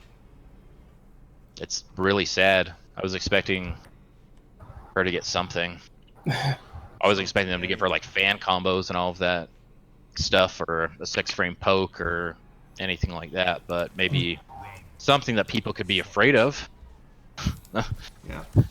Like, somebody give me one reason they're afraid to play outside of getting outplayed by someone that is able to do so. What is it about the character Kitana that you feel threatened by? Name me one single thing. The only thing that really like bothers me with Kitana is like her throws. I just get thrown a lot by Kitana, and that's probably my own bad, because a lot of the times I just I'm trying to react to teching the throws maybe more often than I should, and I get hit a lot. And against Kitana, I don't know, for some reason I'm just like so focused on her staggers I forget she has a throw. And then I get thrown. The thing about her throw, she has a shit hit advantage off those. So they're like, I think her back, one of her throws only has like 9 hit advantage or something dumb like that. Oh, that's pretty crazy. Who else can we talk to? These still having technical difficulties over on the SCD. We can talk about the nerf to that statue in the I was Shaolin Trap thinking about Dungeon. Like, I'm just staring at it right now. That was a big one. For what, it was like 38 or something like that? And Yeah, was, like, even then +9. it's still +9. You need that to be +9, Jesus Christ. This pre-patch Frost? Like, who Hey, needs man. to be +9 for one defensive bar? Fuck that interactable. Still, like... Hey man, it's a cool looking Hey, statue. You the leave fact it they alone. reduced it, the fact that it's a third of what it used to be, like less than a third of what it used to be, goes to show that that's them saying like, we agree, that's maybe we went a little overboard. We can see, we understand how that could be abused, you know. we get it, guys. Because there's a thing on Twitter said people started calling it out, and Tyler Lansdowne got tagged, and he responded. He's like, "What's wrong with it?" Oh, and so I remember like Burrito Voorhees is like, "You realize that you're basically making Infinite Warden Geras, Infinite Warden plus New Era Geras by giving him a command grabber in the corner." He was talking about all this broke shit that you can do with and all this stuff. And Tyler Lansdowne responds, and he's like, "It costs resources. It's fine." And then, oh god, just like more stuff, and so. It costs resources. Is that what you guys think? This costs 1 defensive bar, so fuck it. Like plus 38. Yeah, it's not like you got 2 to use. Yeah, that's funny. Yeah. Costs resources. Costs resources, though. What the fuck, man? It's the ultimate cop out. You need additional pylons to use a statue. Additional pylons. That's funny. You must construct more pylons. Do you guys know what this Jax? There's one single change they made to Jax. Reduce the maximum time allowed between hits during Gotcha Grab. Yeah, so they have a Gotcha Grab, and they wouldn't do the one input, and so they could just drag it out, right? And over that course of time, they're building their bar back. Yeah. So they're forcing them to hit it faster so they can no longer just wait for meter to build and just keep it dragging on as long as possible, or trying to do time clock gimmicks or anything like that. I was wondering why people were, because they do that to me all the time. I just assumed it was a taunt, but no, they do it to get their meter back. Okay. Yeah. Interesting. Apparently someone sounds like Ultra David in here. Is that me? I think I sound like Ultra David. Is it me? I'm assuming. No, we're all like, is it me? It was like, which one of us is Ultra David? Who is the real Ultra David? So Street Fighter 5. Welcome back to Street Fighter 5 Finals live. Oh man, I did. Quickly speaking of, I love that he made that tweet where he's all like, "I forgot how fun Street Fighter 5 offline, but then you go online, and then and it's a picture of him just like," and I was like, "Yep." Shout out to Ultra David, I guess. Do you think the Devora changes made her good? They changed a lot of shit. Yeah, people seem excited. People are exploring the hell out of that second variation. Like I saw Honeybee say something about it today. People are definitely putting in the work. I would say sometime soon we're going to see some fancy stuff with that variation. It gives more damage than the other variation, and I think it's more... They said on the Combat Cast that they made it more of like a mix variation, where the other one's like a setup. Right. So she's more mix and damage. I was gonna say, does anybody know if Fro has wrote down anything on his thoughts of it? I know he mentioned he was gonna check it out and then see how much he still likes the character. But yeah, I saw him say comment on somebody's Twitter today that the damage looked really enticing. I mean, because Buzz does dick for damage, except off that one crushing blow. That's what you need, man. Those crushing blows. Dude, she'll do like a 26-hit sequence because you fucked up, right? She caught you and you bounced off of a bug, and then she converted 4-2-2 into the, you know, launcher, into a whole nother sort of thing, into a setup, and like, Jesus, man, it's just exhausting just to watch. And you look over and the whole thing did 127 damage, like, on 27 hits. Like, that's so sad to me. You worked so hard for less than a throw. Down one into throw would have done like 130% of that. Jeez. Yeah, I don't know. I never really... Devora was one that I never really bothered learning the matchup because I never ran into too many of them. Another one that I got screwed by when the patch came out, and then I got absolutely annihilated. Yeah. And I'm like, she can combo off her teleport now? What the hell? I definitely... Yeah, I'm not even sure about some of these matchups. I was playing Loot's Erron Black yesterday, and of course that was post-patch, and I didn't have very much matchup experience even pre-patch. Shiro and I played one night. Oh, yeah. Erron Black a bunch, and then I played like a couple others, but I didn't have like a lot of matchup knowledge or anything, and now, I mean, I don't know what I'm under-respecting or over-respecting or, you know, stuff, but it seemed fun. I know he's been notoriously hard for Skarlet. I don't have a lot of matchup experience with it, so... I think some of those 52 card pickup adjustments. I'm excited to see more of Barking Irons. I know STB Jinx forever, was playing Barking Irons before the patch, and he was saying that, like, yeah, now even after the patch, it's even more, excuse to play that variation, and just as good, if not better, than the other one. Well, they gave it a purpose, right? Like, so that was like our Lord and Savior Rio. That was his whole thing about Erron Black. Like, Bark Irons is interesting, it's fun, but there's literally no reason to play him because there's nothing that 52 card pickup can do that that Barking Irons can do better. Like, you have a few different tools, but for less payoff, you can try to stay safe by spending meteor on your slides when I can just cancel immediately into Scud Shot to stay safe on pressure or whatever. Things like that. And now he's saying, okay, so 52 card pickup is like your kind of zoning / counter zoning / neutral space control sort of, your slow and steady Erron Black, while Barking Irons is your rush down, slide cancels, all of that stuff, all up in your face and mixing you up. Check it out. Yeah. It's, I don't know. I haven't really checked in that, because there's a command grab in that variation. It's actually not too bad. Yeah. A high command grab, and what, does he have a 9-frame mid? I don't know. 10-frame mid? He's got a mid. Okay, so if you try to duck underneath his high command grab and you eat a mid, then you're just eating a whole conversion. It's not like his back 1 or something, is it? Well, his back 2, how fast is his back 2?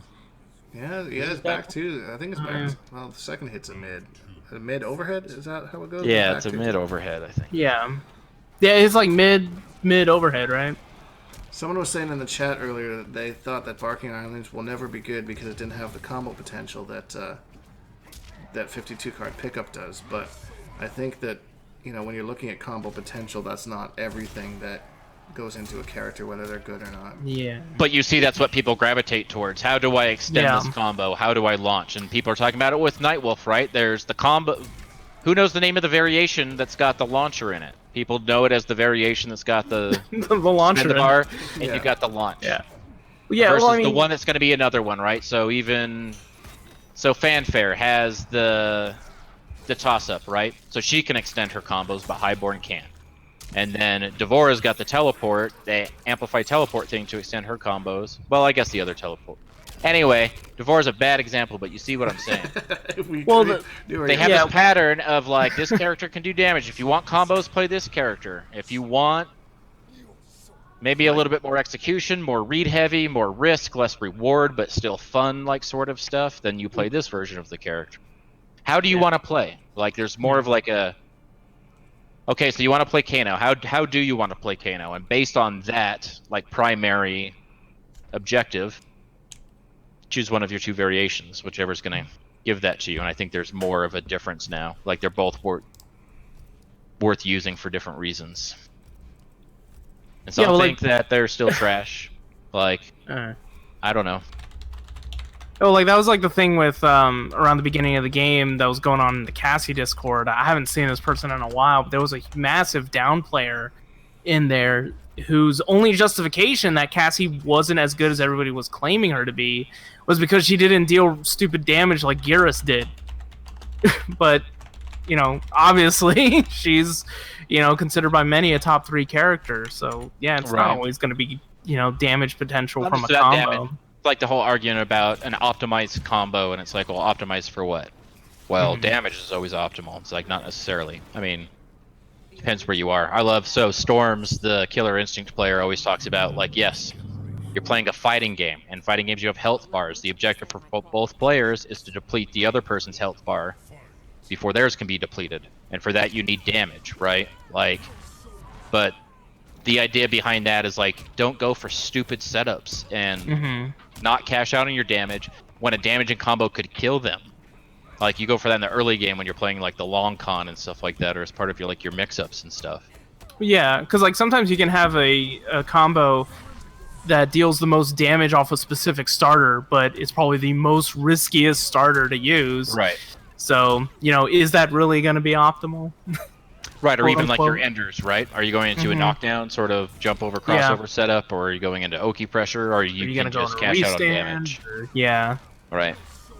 Yeah, I mean, there's a lot of factors to. There's layers. Right. Yeah, I think Kollector's a I mean, that's what makes him example of a character that has a bunch of tools. I guess now he has combos, but before, he had a bunch of tools that he used to get damage, and the guess was kind of always in his favor on the tools that he would use, right? Especially when it came to the Oki game, and now with the crushing blows on the command grabs. If he catches you rolling. Yeah, if he catches you rolling. Like, if he has you in the corner, your only option is really to wake up with, like, up 3 or something. Otherwise, the guess is in his favor if you roll, or you're going to jump, or... So something unique to this game, this is what I've realized. This is what my little Evo excursion taught me. My little offline experience. Yes. I was talking to Carl about this earlier. You cannot win games without punishing people. That includes block punishes and whiff punishes. Right. If you let people get away with shit, you will die. Like, I've gotten so much better at my hit confirming. Like, 2-1 on block would be like a stagger. If I can hit confirm it, finish the string, and go for the launcher sort of thing. Like, that sort of shit matters a lot. And that's what costs a lot of people games and stuff like that. And like the really, really, really good people I was playing like casuals with and stuff, and you just, when you're sitting right next to them, and it's just like, how patient are they? I mean, they just sit there. They're looking for their opportunity, right? Some get like a little crazy, but some are just... It's so clean. It's like watching somebody play a violin or something almost. There's like this elegance to it, to where like, nope, you fucked up, and they react to it on the spot. Like, I'm gonna whiff punish you before that can even like come out, and they haven't done anything except for wait for you to do something, sort of thing. So I thought it was interesting, and it's definitely affected my game since I've been back. That's my number one thing that I always tell. I say it in a lot of videos I do too. Is like, if you don't punish something, that person is going to abuse that big time. Yeah. Because like, dude, a lot of the times... Yeah, they would have been dead 3 times ago that they tried that. Yeah, exactly. Like, it's the biggest payoff is the stuff that's like unsafe, right? So if you can if you can make somebody question whether or not, that's when you're gonna win scrambles and stuff, right? Yeah. Like, if they know that you can punish every option, just depends on what you'll punish with. Like, so if you have the read, they've always got risk. There's always that sort of thing, and if there's too many things to think about, I think that's when people start choking. Yeah. And when you punish things, you make people afraid to use them. Yep. At least wrongly.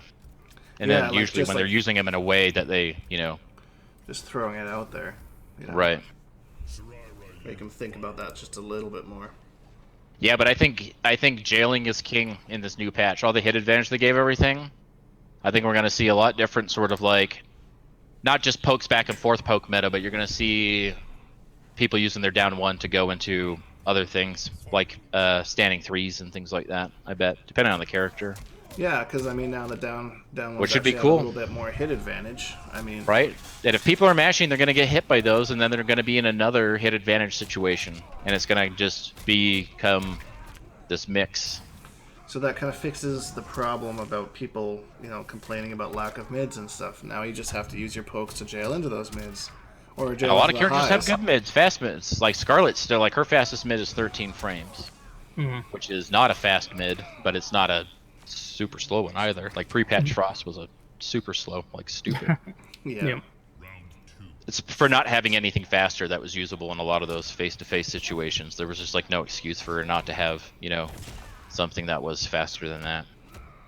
It's at the point begging, like, even 1 frame, make it 15 frames. Just make me not have to be fucking frame perfect to keep my goddamn turn that I was so patient and waited for. And now your dreams have been answered. So here's a question for you guys. So patch and all that stuff aside, do you think they're going to keep the same DLC release schedule? Use like stagger, like every other month? Every other month kind of thing? Like, that's dragging on for a long time. Yeah, I was actually going to ask, they have a DLC release schedule? Yeah. Well, it seems like they have like Shang Tsung and then like almost 2 I gotta months admit, later, man, Nightwolf. in Injustice, when we were getting 1 character a month, I was like, how the fuck are they even doing that? They're just always working on the next thing. When do these guys even sleep? Like, when do they even like... And they're like, yeah, you create a character from beginning to end in about 6 weeks. That's from conceptualizing it, deciding what kind of moves they're going to use, what their inputs are going to be, while the artists are working on the actual design and working with writers about lore, to determine like what kind of garb they're going to wear and all that stuff. Like Derek Kurtzig was saying, that whole process is about 6 weeks, beginning to end. Wow. And they were doing DLC every 30 days about an injustice. Yeah. So it's just kind of like they set that precedent, and so I'm just waiting to hear something. And it's not even like that I'm annoyed that it's, you know, Shang Tsung's only been here for just over a month, right? Mm-hmm. And it's not like this gimme. It's just like, just let me know. Do you know how many people gave you an extra $30 when they bought this game, or an extra $40 when they bought this game? Yeah, and the communication. Because we've been relying on this, and it's like contributing to a Kickstarter, and then the developers all of a sudden stop responding to people, and it's like, well, I mean, I donated, you know, $100 or something. Like, what's going on? What's the status? Like when they've been radio silent for like 7 weeks or something like that. Yeah, like it's kind of cheesy. I don't feel like that self-entitled. Just kind of like, what's going on? Just, I mean, if it's next month, just say it's next month. I'm not going to be mad at you. Somebody in the comments asking for Melina is going to be mad at you, but I'm not going to be mad at you. I definitely felt the way they were just pumping out characters for Injustice 2 was a bit much at times. It's just like the game made the game really oversaturated too, and I end up in this, like, I'm looking at the whole roster and it's like nothing sounds fun to play, and I was like, this is like 30 characters. Why can't I find anything that's fun to play? Yeah, like, there's not really much time to kind of like let the new characters settle in. Yeah, they lose their novelty sort of thing, or if they're just like not for you, right? Then it's just the waiting game. That's the balance. Like just right away, like Shang Tsung, I tried him. Do the little test tower to unlock the skin and all of that stuff. It's like not really for me, and that's the extent that I've played him. And so it's just the waiting game for the next one. Yep, that's kind of how I felt too. Mind you, I like Shang Tsung. I really tried to not. Remember how mad you were that people kept recommending that? I was so mad. Yep, I was so mad. I tried not to Everyone like him. Right now, you better apologize. You got a lot of YouTube videos to go remediate. Yeah, I will not. So this is my apology. You know, I apologize. I do find dig up those old tweets. Somebody clip that. We need that to link somewhere. Shang Tsung is kind of fun, but I will never play Warlock. I will always play because Quan Chi had a variation called Warlock, so he will forever be the true Warlock. So this is my kind of I don't know. This is what this is. See how well that statement. No, it's not your compromise. It's how you're rationalizing it too. Yeah, there you go. That's how I rationalize it. Yeah, I'm surprised they actually gave a character the same name of variation 2 games in a row. But so is that a dinosaur head there in the corner? Yeah, because it must be from the. Oh yeah, the one of the hourglass. Yeah. I've never successfully used that interactable. Do you jump off of it? What do you do with it? I didn't even know it was an interactable. Me neither. Until just now, when I was like, oh wait, no, that's the fish head. That's the fish head. Oh, or the fish. Right. That makes sense. I guess you do jump off of it. This guy's got the corner opties. I don't know if y'all ever watched the they had like a small tournament at the Rooster Teeth Expo, and they had Sajam and Mr. Aquaman on commentary, and then for fuck reason they had one of the achievement hunters on there who like added nothing to it at all. And really, it was he would just chime in because he obviously really didn't know how the game works very well, and so they started a match on that level, not the tournament one but the actual one. Right. And Mr. Aquaman is like, man, I really like this level because it's got a giant dead fish head on the corner. and then they're going through like the tournament set, and just during a random pause, the achievement hunter guy is just like, man, I really wish they would go to the other side of the screen so I can get a look at that fish head. Like that was his contribution. That was his contribution. Left corner, bro. Yeah. I was like, oh man, it's like, why? It was a bit cringy watching that, and then Sajam and Mr. Aquaman had to like stand the entire time. They couldn't afford chairs for them, I guess. Really? But, yeah, they were just standing with microphones, like I wonder what their worst gig commenting has the ever entire been. time. They have to have gig stories, right? Like musicians have tour stories and stuff like that. Like Pretty they sure wanted to bring me in, and you know, this is where they housed me, or they didn't after they said that they would, or anything like that. I don't know, all the juicy drama. Pretty sure Sajam's probably mentioned something like that in one of his videos. Entertainment for the NRS scene. Yeah. But I haven't really seen Sajam interact much with NRS games outside of I think the content he makes sometimes, but yeah, I guess they don't. He comments commentated MKX a couple times. He's more of like a fighting game generalist, right? Probably more known for like the Marvel and Street Fighter stuff. He commented the what was it, the Pro League thing for Injustice 2, didn't he? With Tasty Steve? Wasn't it Tasty Steve in Sajam? Oh yeah, because he was like the saving grace. He's one of the guys that actually knew what he was talking about when it came to the game. Because I remember people complaining about him because they just wanted to complain. I was like, actually, he's like one of the good ones, right? Because everyone just wanted to be mad because it wasn't our own commentators. Yeah. I mean, I like Tasty Steve as well, but he is more the hype guy. I don't really like him. Like even as a guy, not a big fan. I think. Have you watched his like Tekken commentary? Yeah, I think he needs a sedative, man. That dude needs to like smoke a cigarette and drink a little bit of whiskey and just fucking, dude, relax. You need to start smoking pot. Like the dude get is off just the so X hype. or whatever and just start smoking pot. Like I can't handle all this energy bouncing off the walls. He is very energetic. I saw the video where he reacted to the Guilty Gear reveal at Evo. Oh my god, he was jumping up and down all over the place. Yeah. And stuff just doesn't jive for me. I like the man, I'm pretty picky when it comes to commentators because sometimes like they're too boring or they're too pompous or they're. I think our scene is very fortunate. I watch a lot of fighting game. And I've watched a lot of like past VODs when I've been trying to get into other games, and so a lot of stuff that's been happening like from 2015 forward, pretty much. Yeah, across like Tekken and Killer Instinct, and Soulcalibur and things like that. And for the NRS scene, I can only think of like 2 commentators I don't really like. Yeah, we have a. There's a couple. I'm not gonna name names or anything like that, but I definitely have a couple where I'm like, oh, really? Okay. Everybody else really want to watch Top 32? Or I'm gonna watch it on mute or something. But for the most part, we have a lot of. I don't have to do that very often, and I feel like we're fortunate for that because I'm not a big fan of like the Rip. Rip when paired with certain people I like, but I like Rip. I think Rip's good. I don't like him with everybody. I think he plays off whoever he's with, and if it's the right kind of person, then he's pretty funny and stuff. He's pretty palatable, but otherwise, a little. I don't know, something off-putting about him.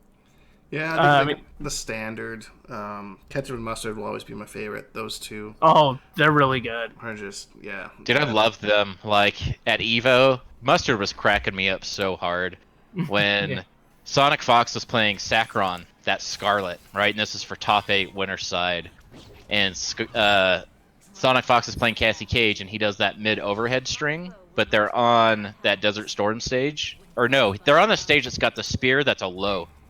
And so he basically mixed him. So he blocked high for the overhead in the string and instead used the interactable.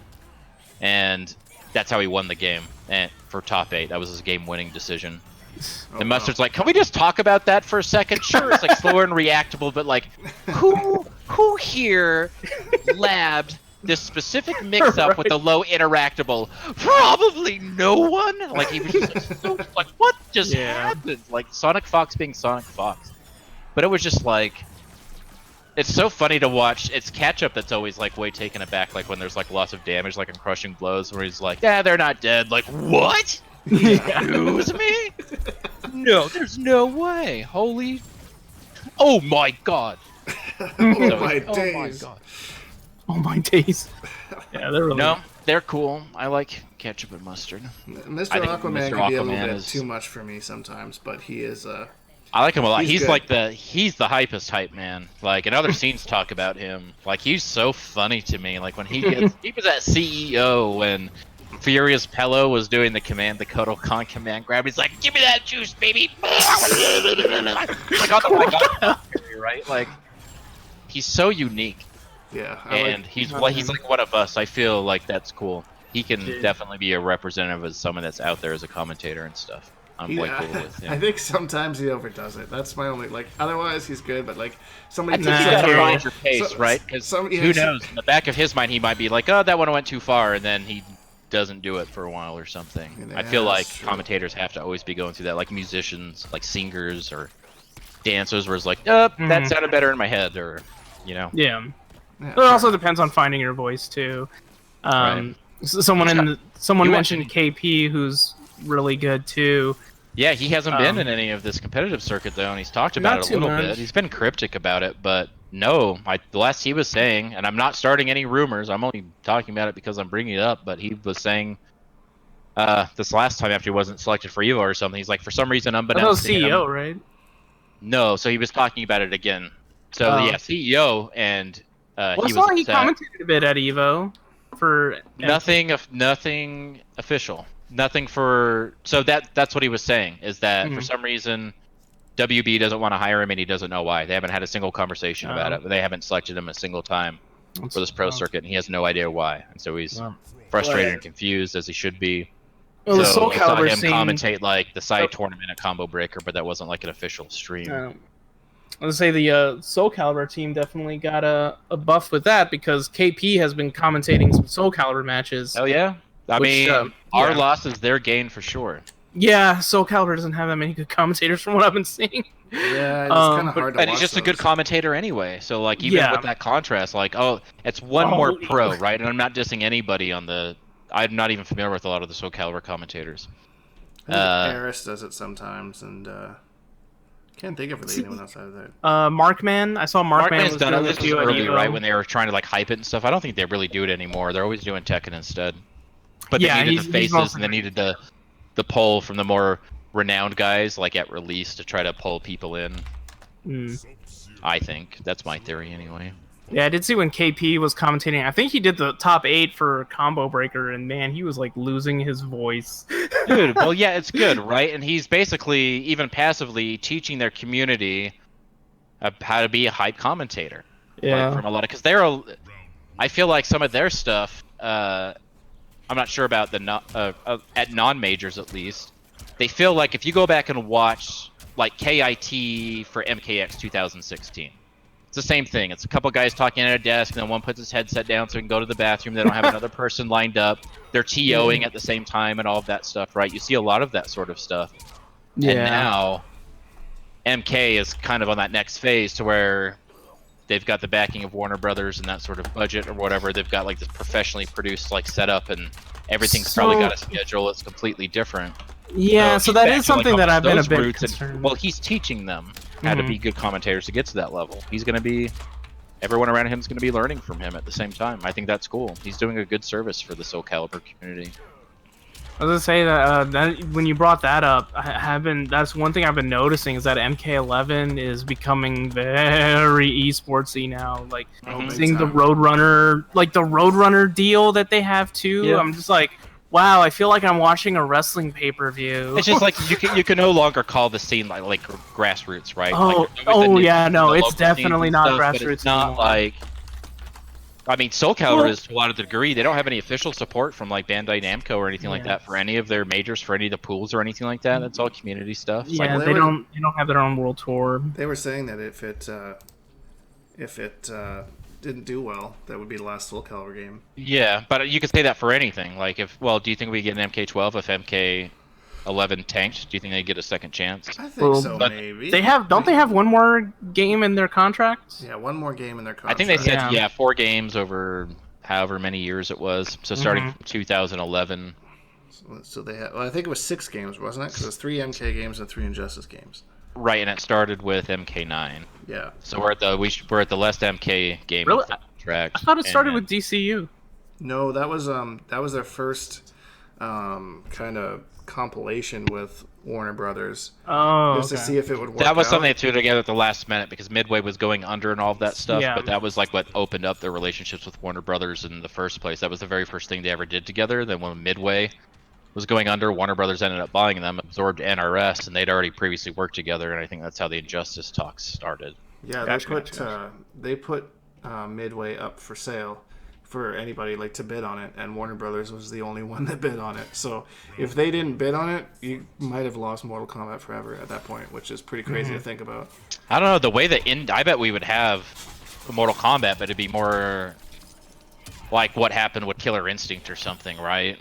Okay. Like something that's kind of like thrown to get like a small like skeleton crew, and when Double Helix or whoever had it at first or whatever. Yeah, it was Double Helix.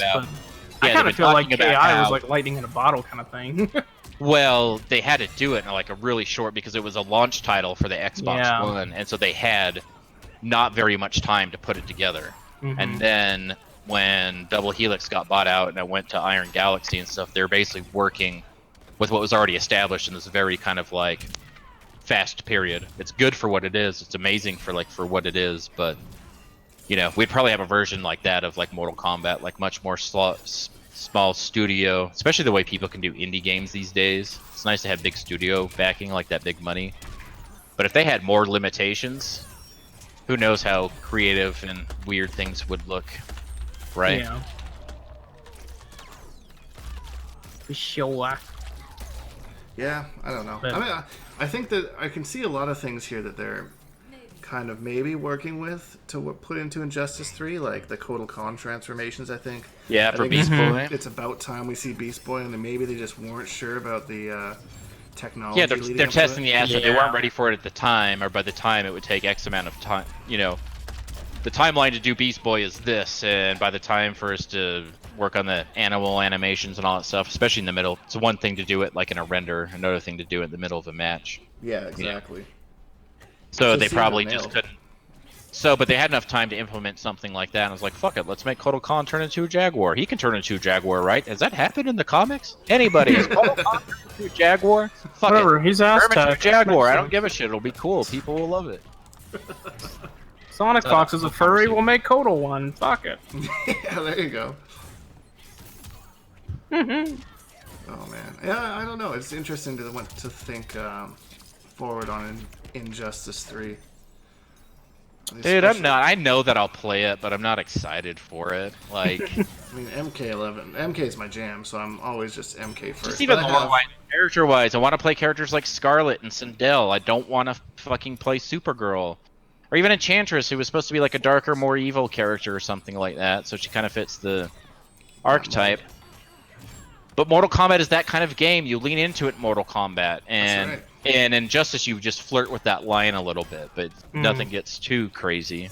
Yeah, it's Like, all, fuck that. That's all what- teen rated at the end of the day. Back up block and cross-ups and fuck, man. If they still have just armored launches, fucking meter burn back 3. Got a gap, meter burn back 3. Got a gap, invincibility frames on backdash. Full combo punish. Oh, I got a 6 frame down one. I got a 7 frame down one. That's also a low. That turns into a 50-50 mix for pressure. Try to meter burn back 3 out of the air. My jump 2 hits 3 times. I rip right through your armor, and now I've got Oki. Oh man, well, I don't miss any of that shit. the first Injustice was way worse, so they came a long way from those two. I'm excited for new characters. I like learning these new games and stuff. I love that era, like right before release to like the first few weeks when everyone's learning, right? And everyone's been saying for 6 months, I'm gonna main this character, and then on day 1 they're like, oh, yeah, Guess how I'm not a embarrassing. used character. Now I'm playing this character. I'm this oh, no. Now I'm just like, you don't need to declare a main. It's okay. You can be interested in multiple characters. I don't think anyone's gonna hold it against you. No one's gonna judge you for not having a main. I mean, are you looking for the Rocky story about how he, you know, We have this Pocket is why Main. this character means something to me outside of the game? I understand that. And that's what frustrates people. Like, I want to play Scorpion, but I want to be able to do these things, and I can't. So he needs to be buffed in this way.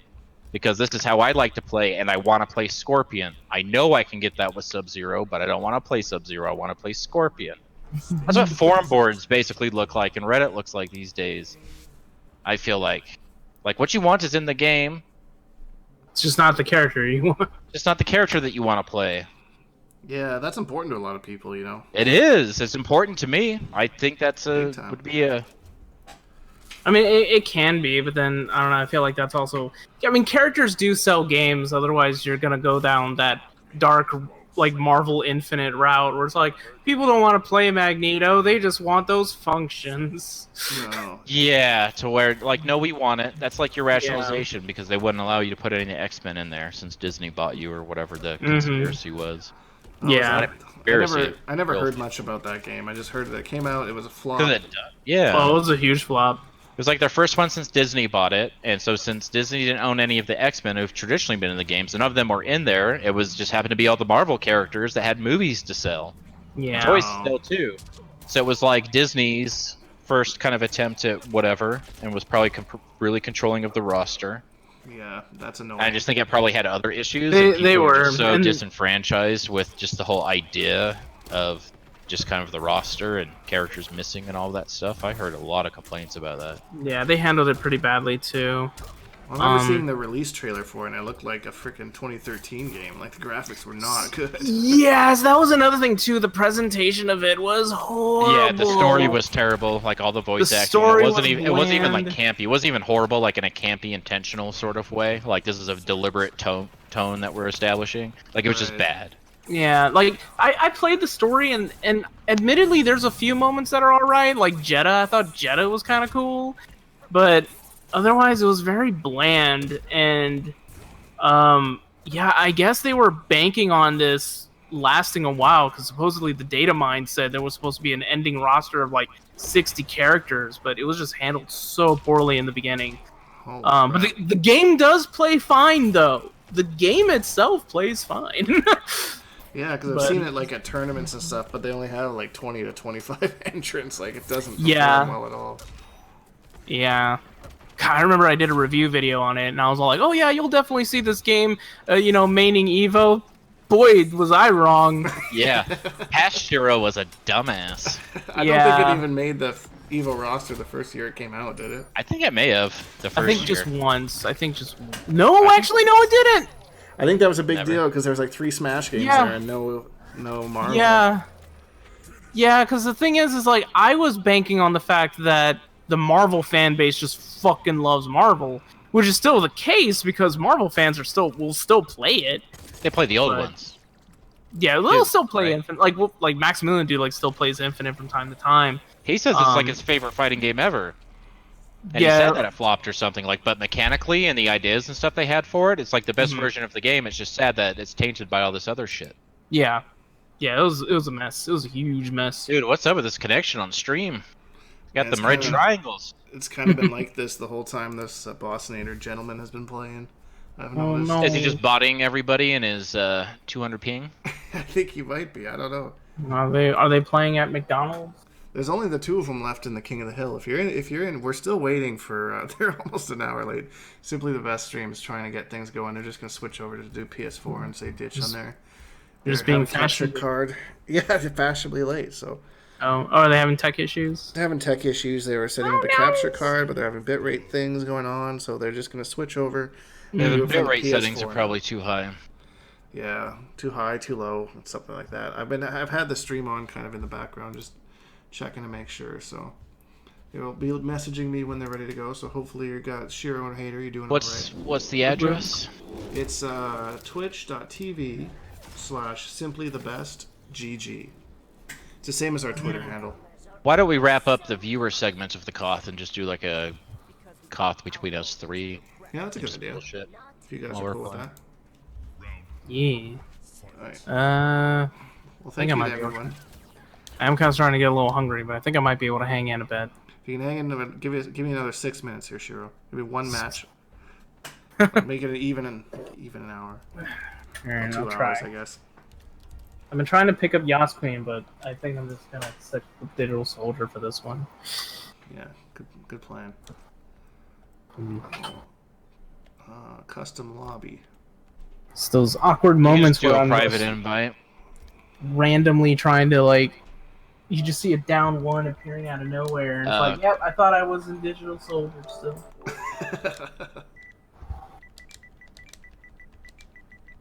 And that's me with egg on my face.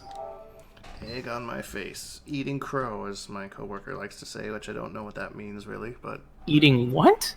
Crow, like the bird. Crow. No. Yeah, it's like saving face. Yeah. It's like an old Wild West exclamation. That you're gonna eat crow means that you're about to say that you were wrong. Apologize for being wrong. Let me eat some crow. As an act of forgiveness, let me eat some crow. I had to eat my crow in that state. Well, because it's I'm pretty sure it's like what some people had to resort to, and that's the kind of meat that'll make you sick. And so it kind of became an idiom. Yeah. Like having You ever see that episode of Always Sunny in Philadelphia where Frank ate the crow? I never watched that. Shit is so funny. That show makes me laugh. That shit cracks me up. Alright, I sent you guys an invite. Did you receive it? I got it. I just booted up, and I gotta make sure my game is in the thing. Game is in the thing, and horses in the bag, and something. I've been playing some Soulcalibur, so I gotta swap out my disc. Oh, I gotta get some games in with you with that sometime soon. I gotta play that game. I got a Tekken tournament tomorrow. I don't know why I'm doing that, but it's happening. Who do you play in Tekken? Anna, I think her name is. Nice. I only love play it. Anna. I only play it at my locals because it entices people to play Mortal Kombat. So I'm like, No. I'll play Tekken if you play Mortal Kombat. I'm not very good at it all, but Tekken's fun. It's just a little time consuming because you have to learn how to do the movement as well as play the game. Definitely rewards execution. Yeah.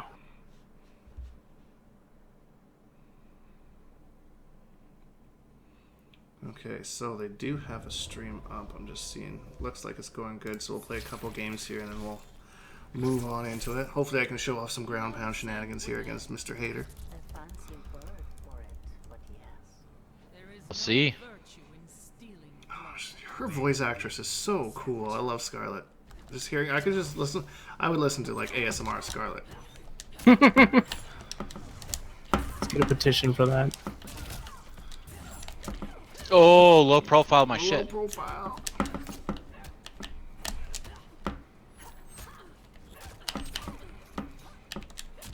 Every time I do that, I'm like, maybe now, maybe now.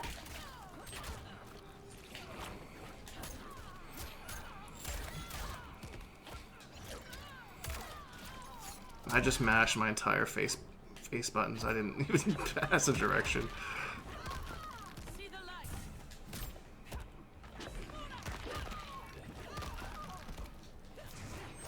Oh, nice delayed wake up.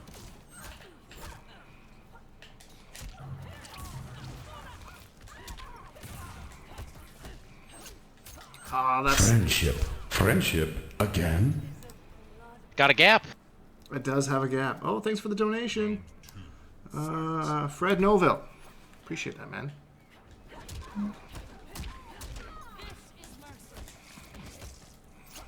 Yeah, the gap's negated if I do the dive kick, though.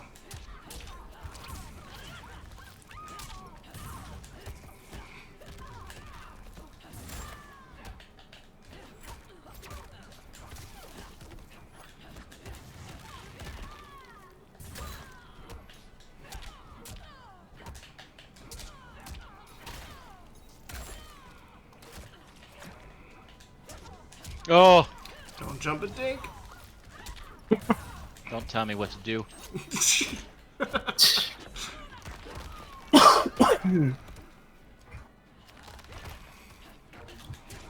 Nice punish.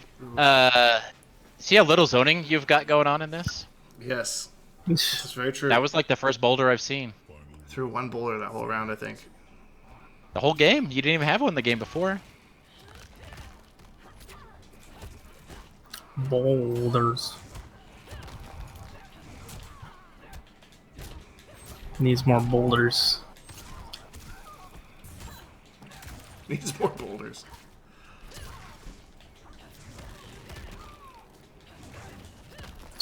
Oh, nice. I went for the long whiff.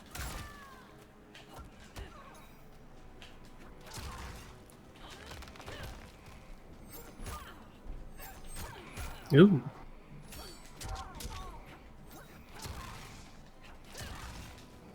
Boulder. Just Colorado. Oh. Oh. Yeah, that's the new crushing The mind blow. games. If you're full screen, that rock will crushing blow. Isn't that the one that was the max range of it? Yep. That's how I figured it out. Is if you're like max, like full screen, the thing will hit you at max range.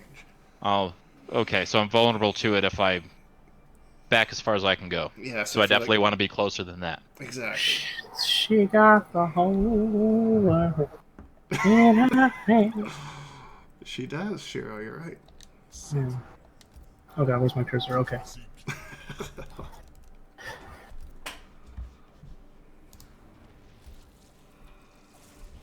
Oh man.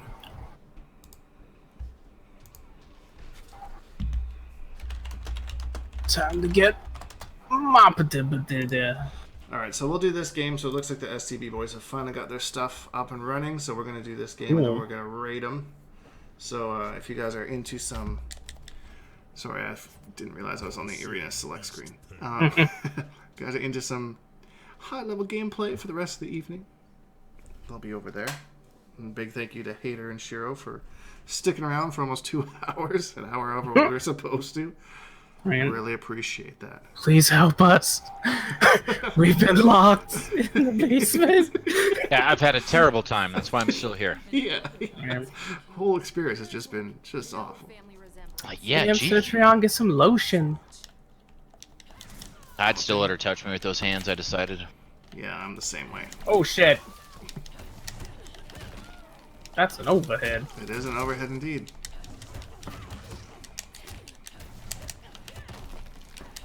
Ooh. Whiff Oh, punished. boy. Big boy whiff punish.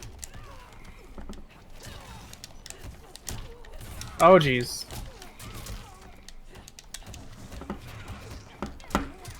Darn it. Ugh! Oh, that Oh! It went out the wrong way. You see that? Yeah. You're facing the wrong direction.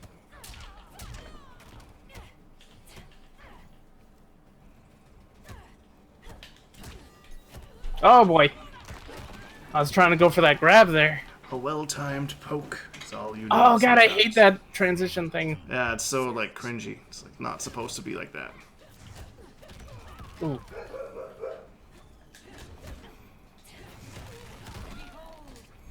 Yo, Gabriel in the chat. I heard that barking irons. Barking irons, yeah. Young Gabe, he's someone must have walked by the house or something. He's talking about wanting a rushdown character. I heard that barking irons is like crazy rushdown with the slide cancels. Slide Oh, That so air you pressure. know what's So you coming. got the 50-50. Ooh.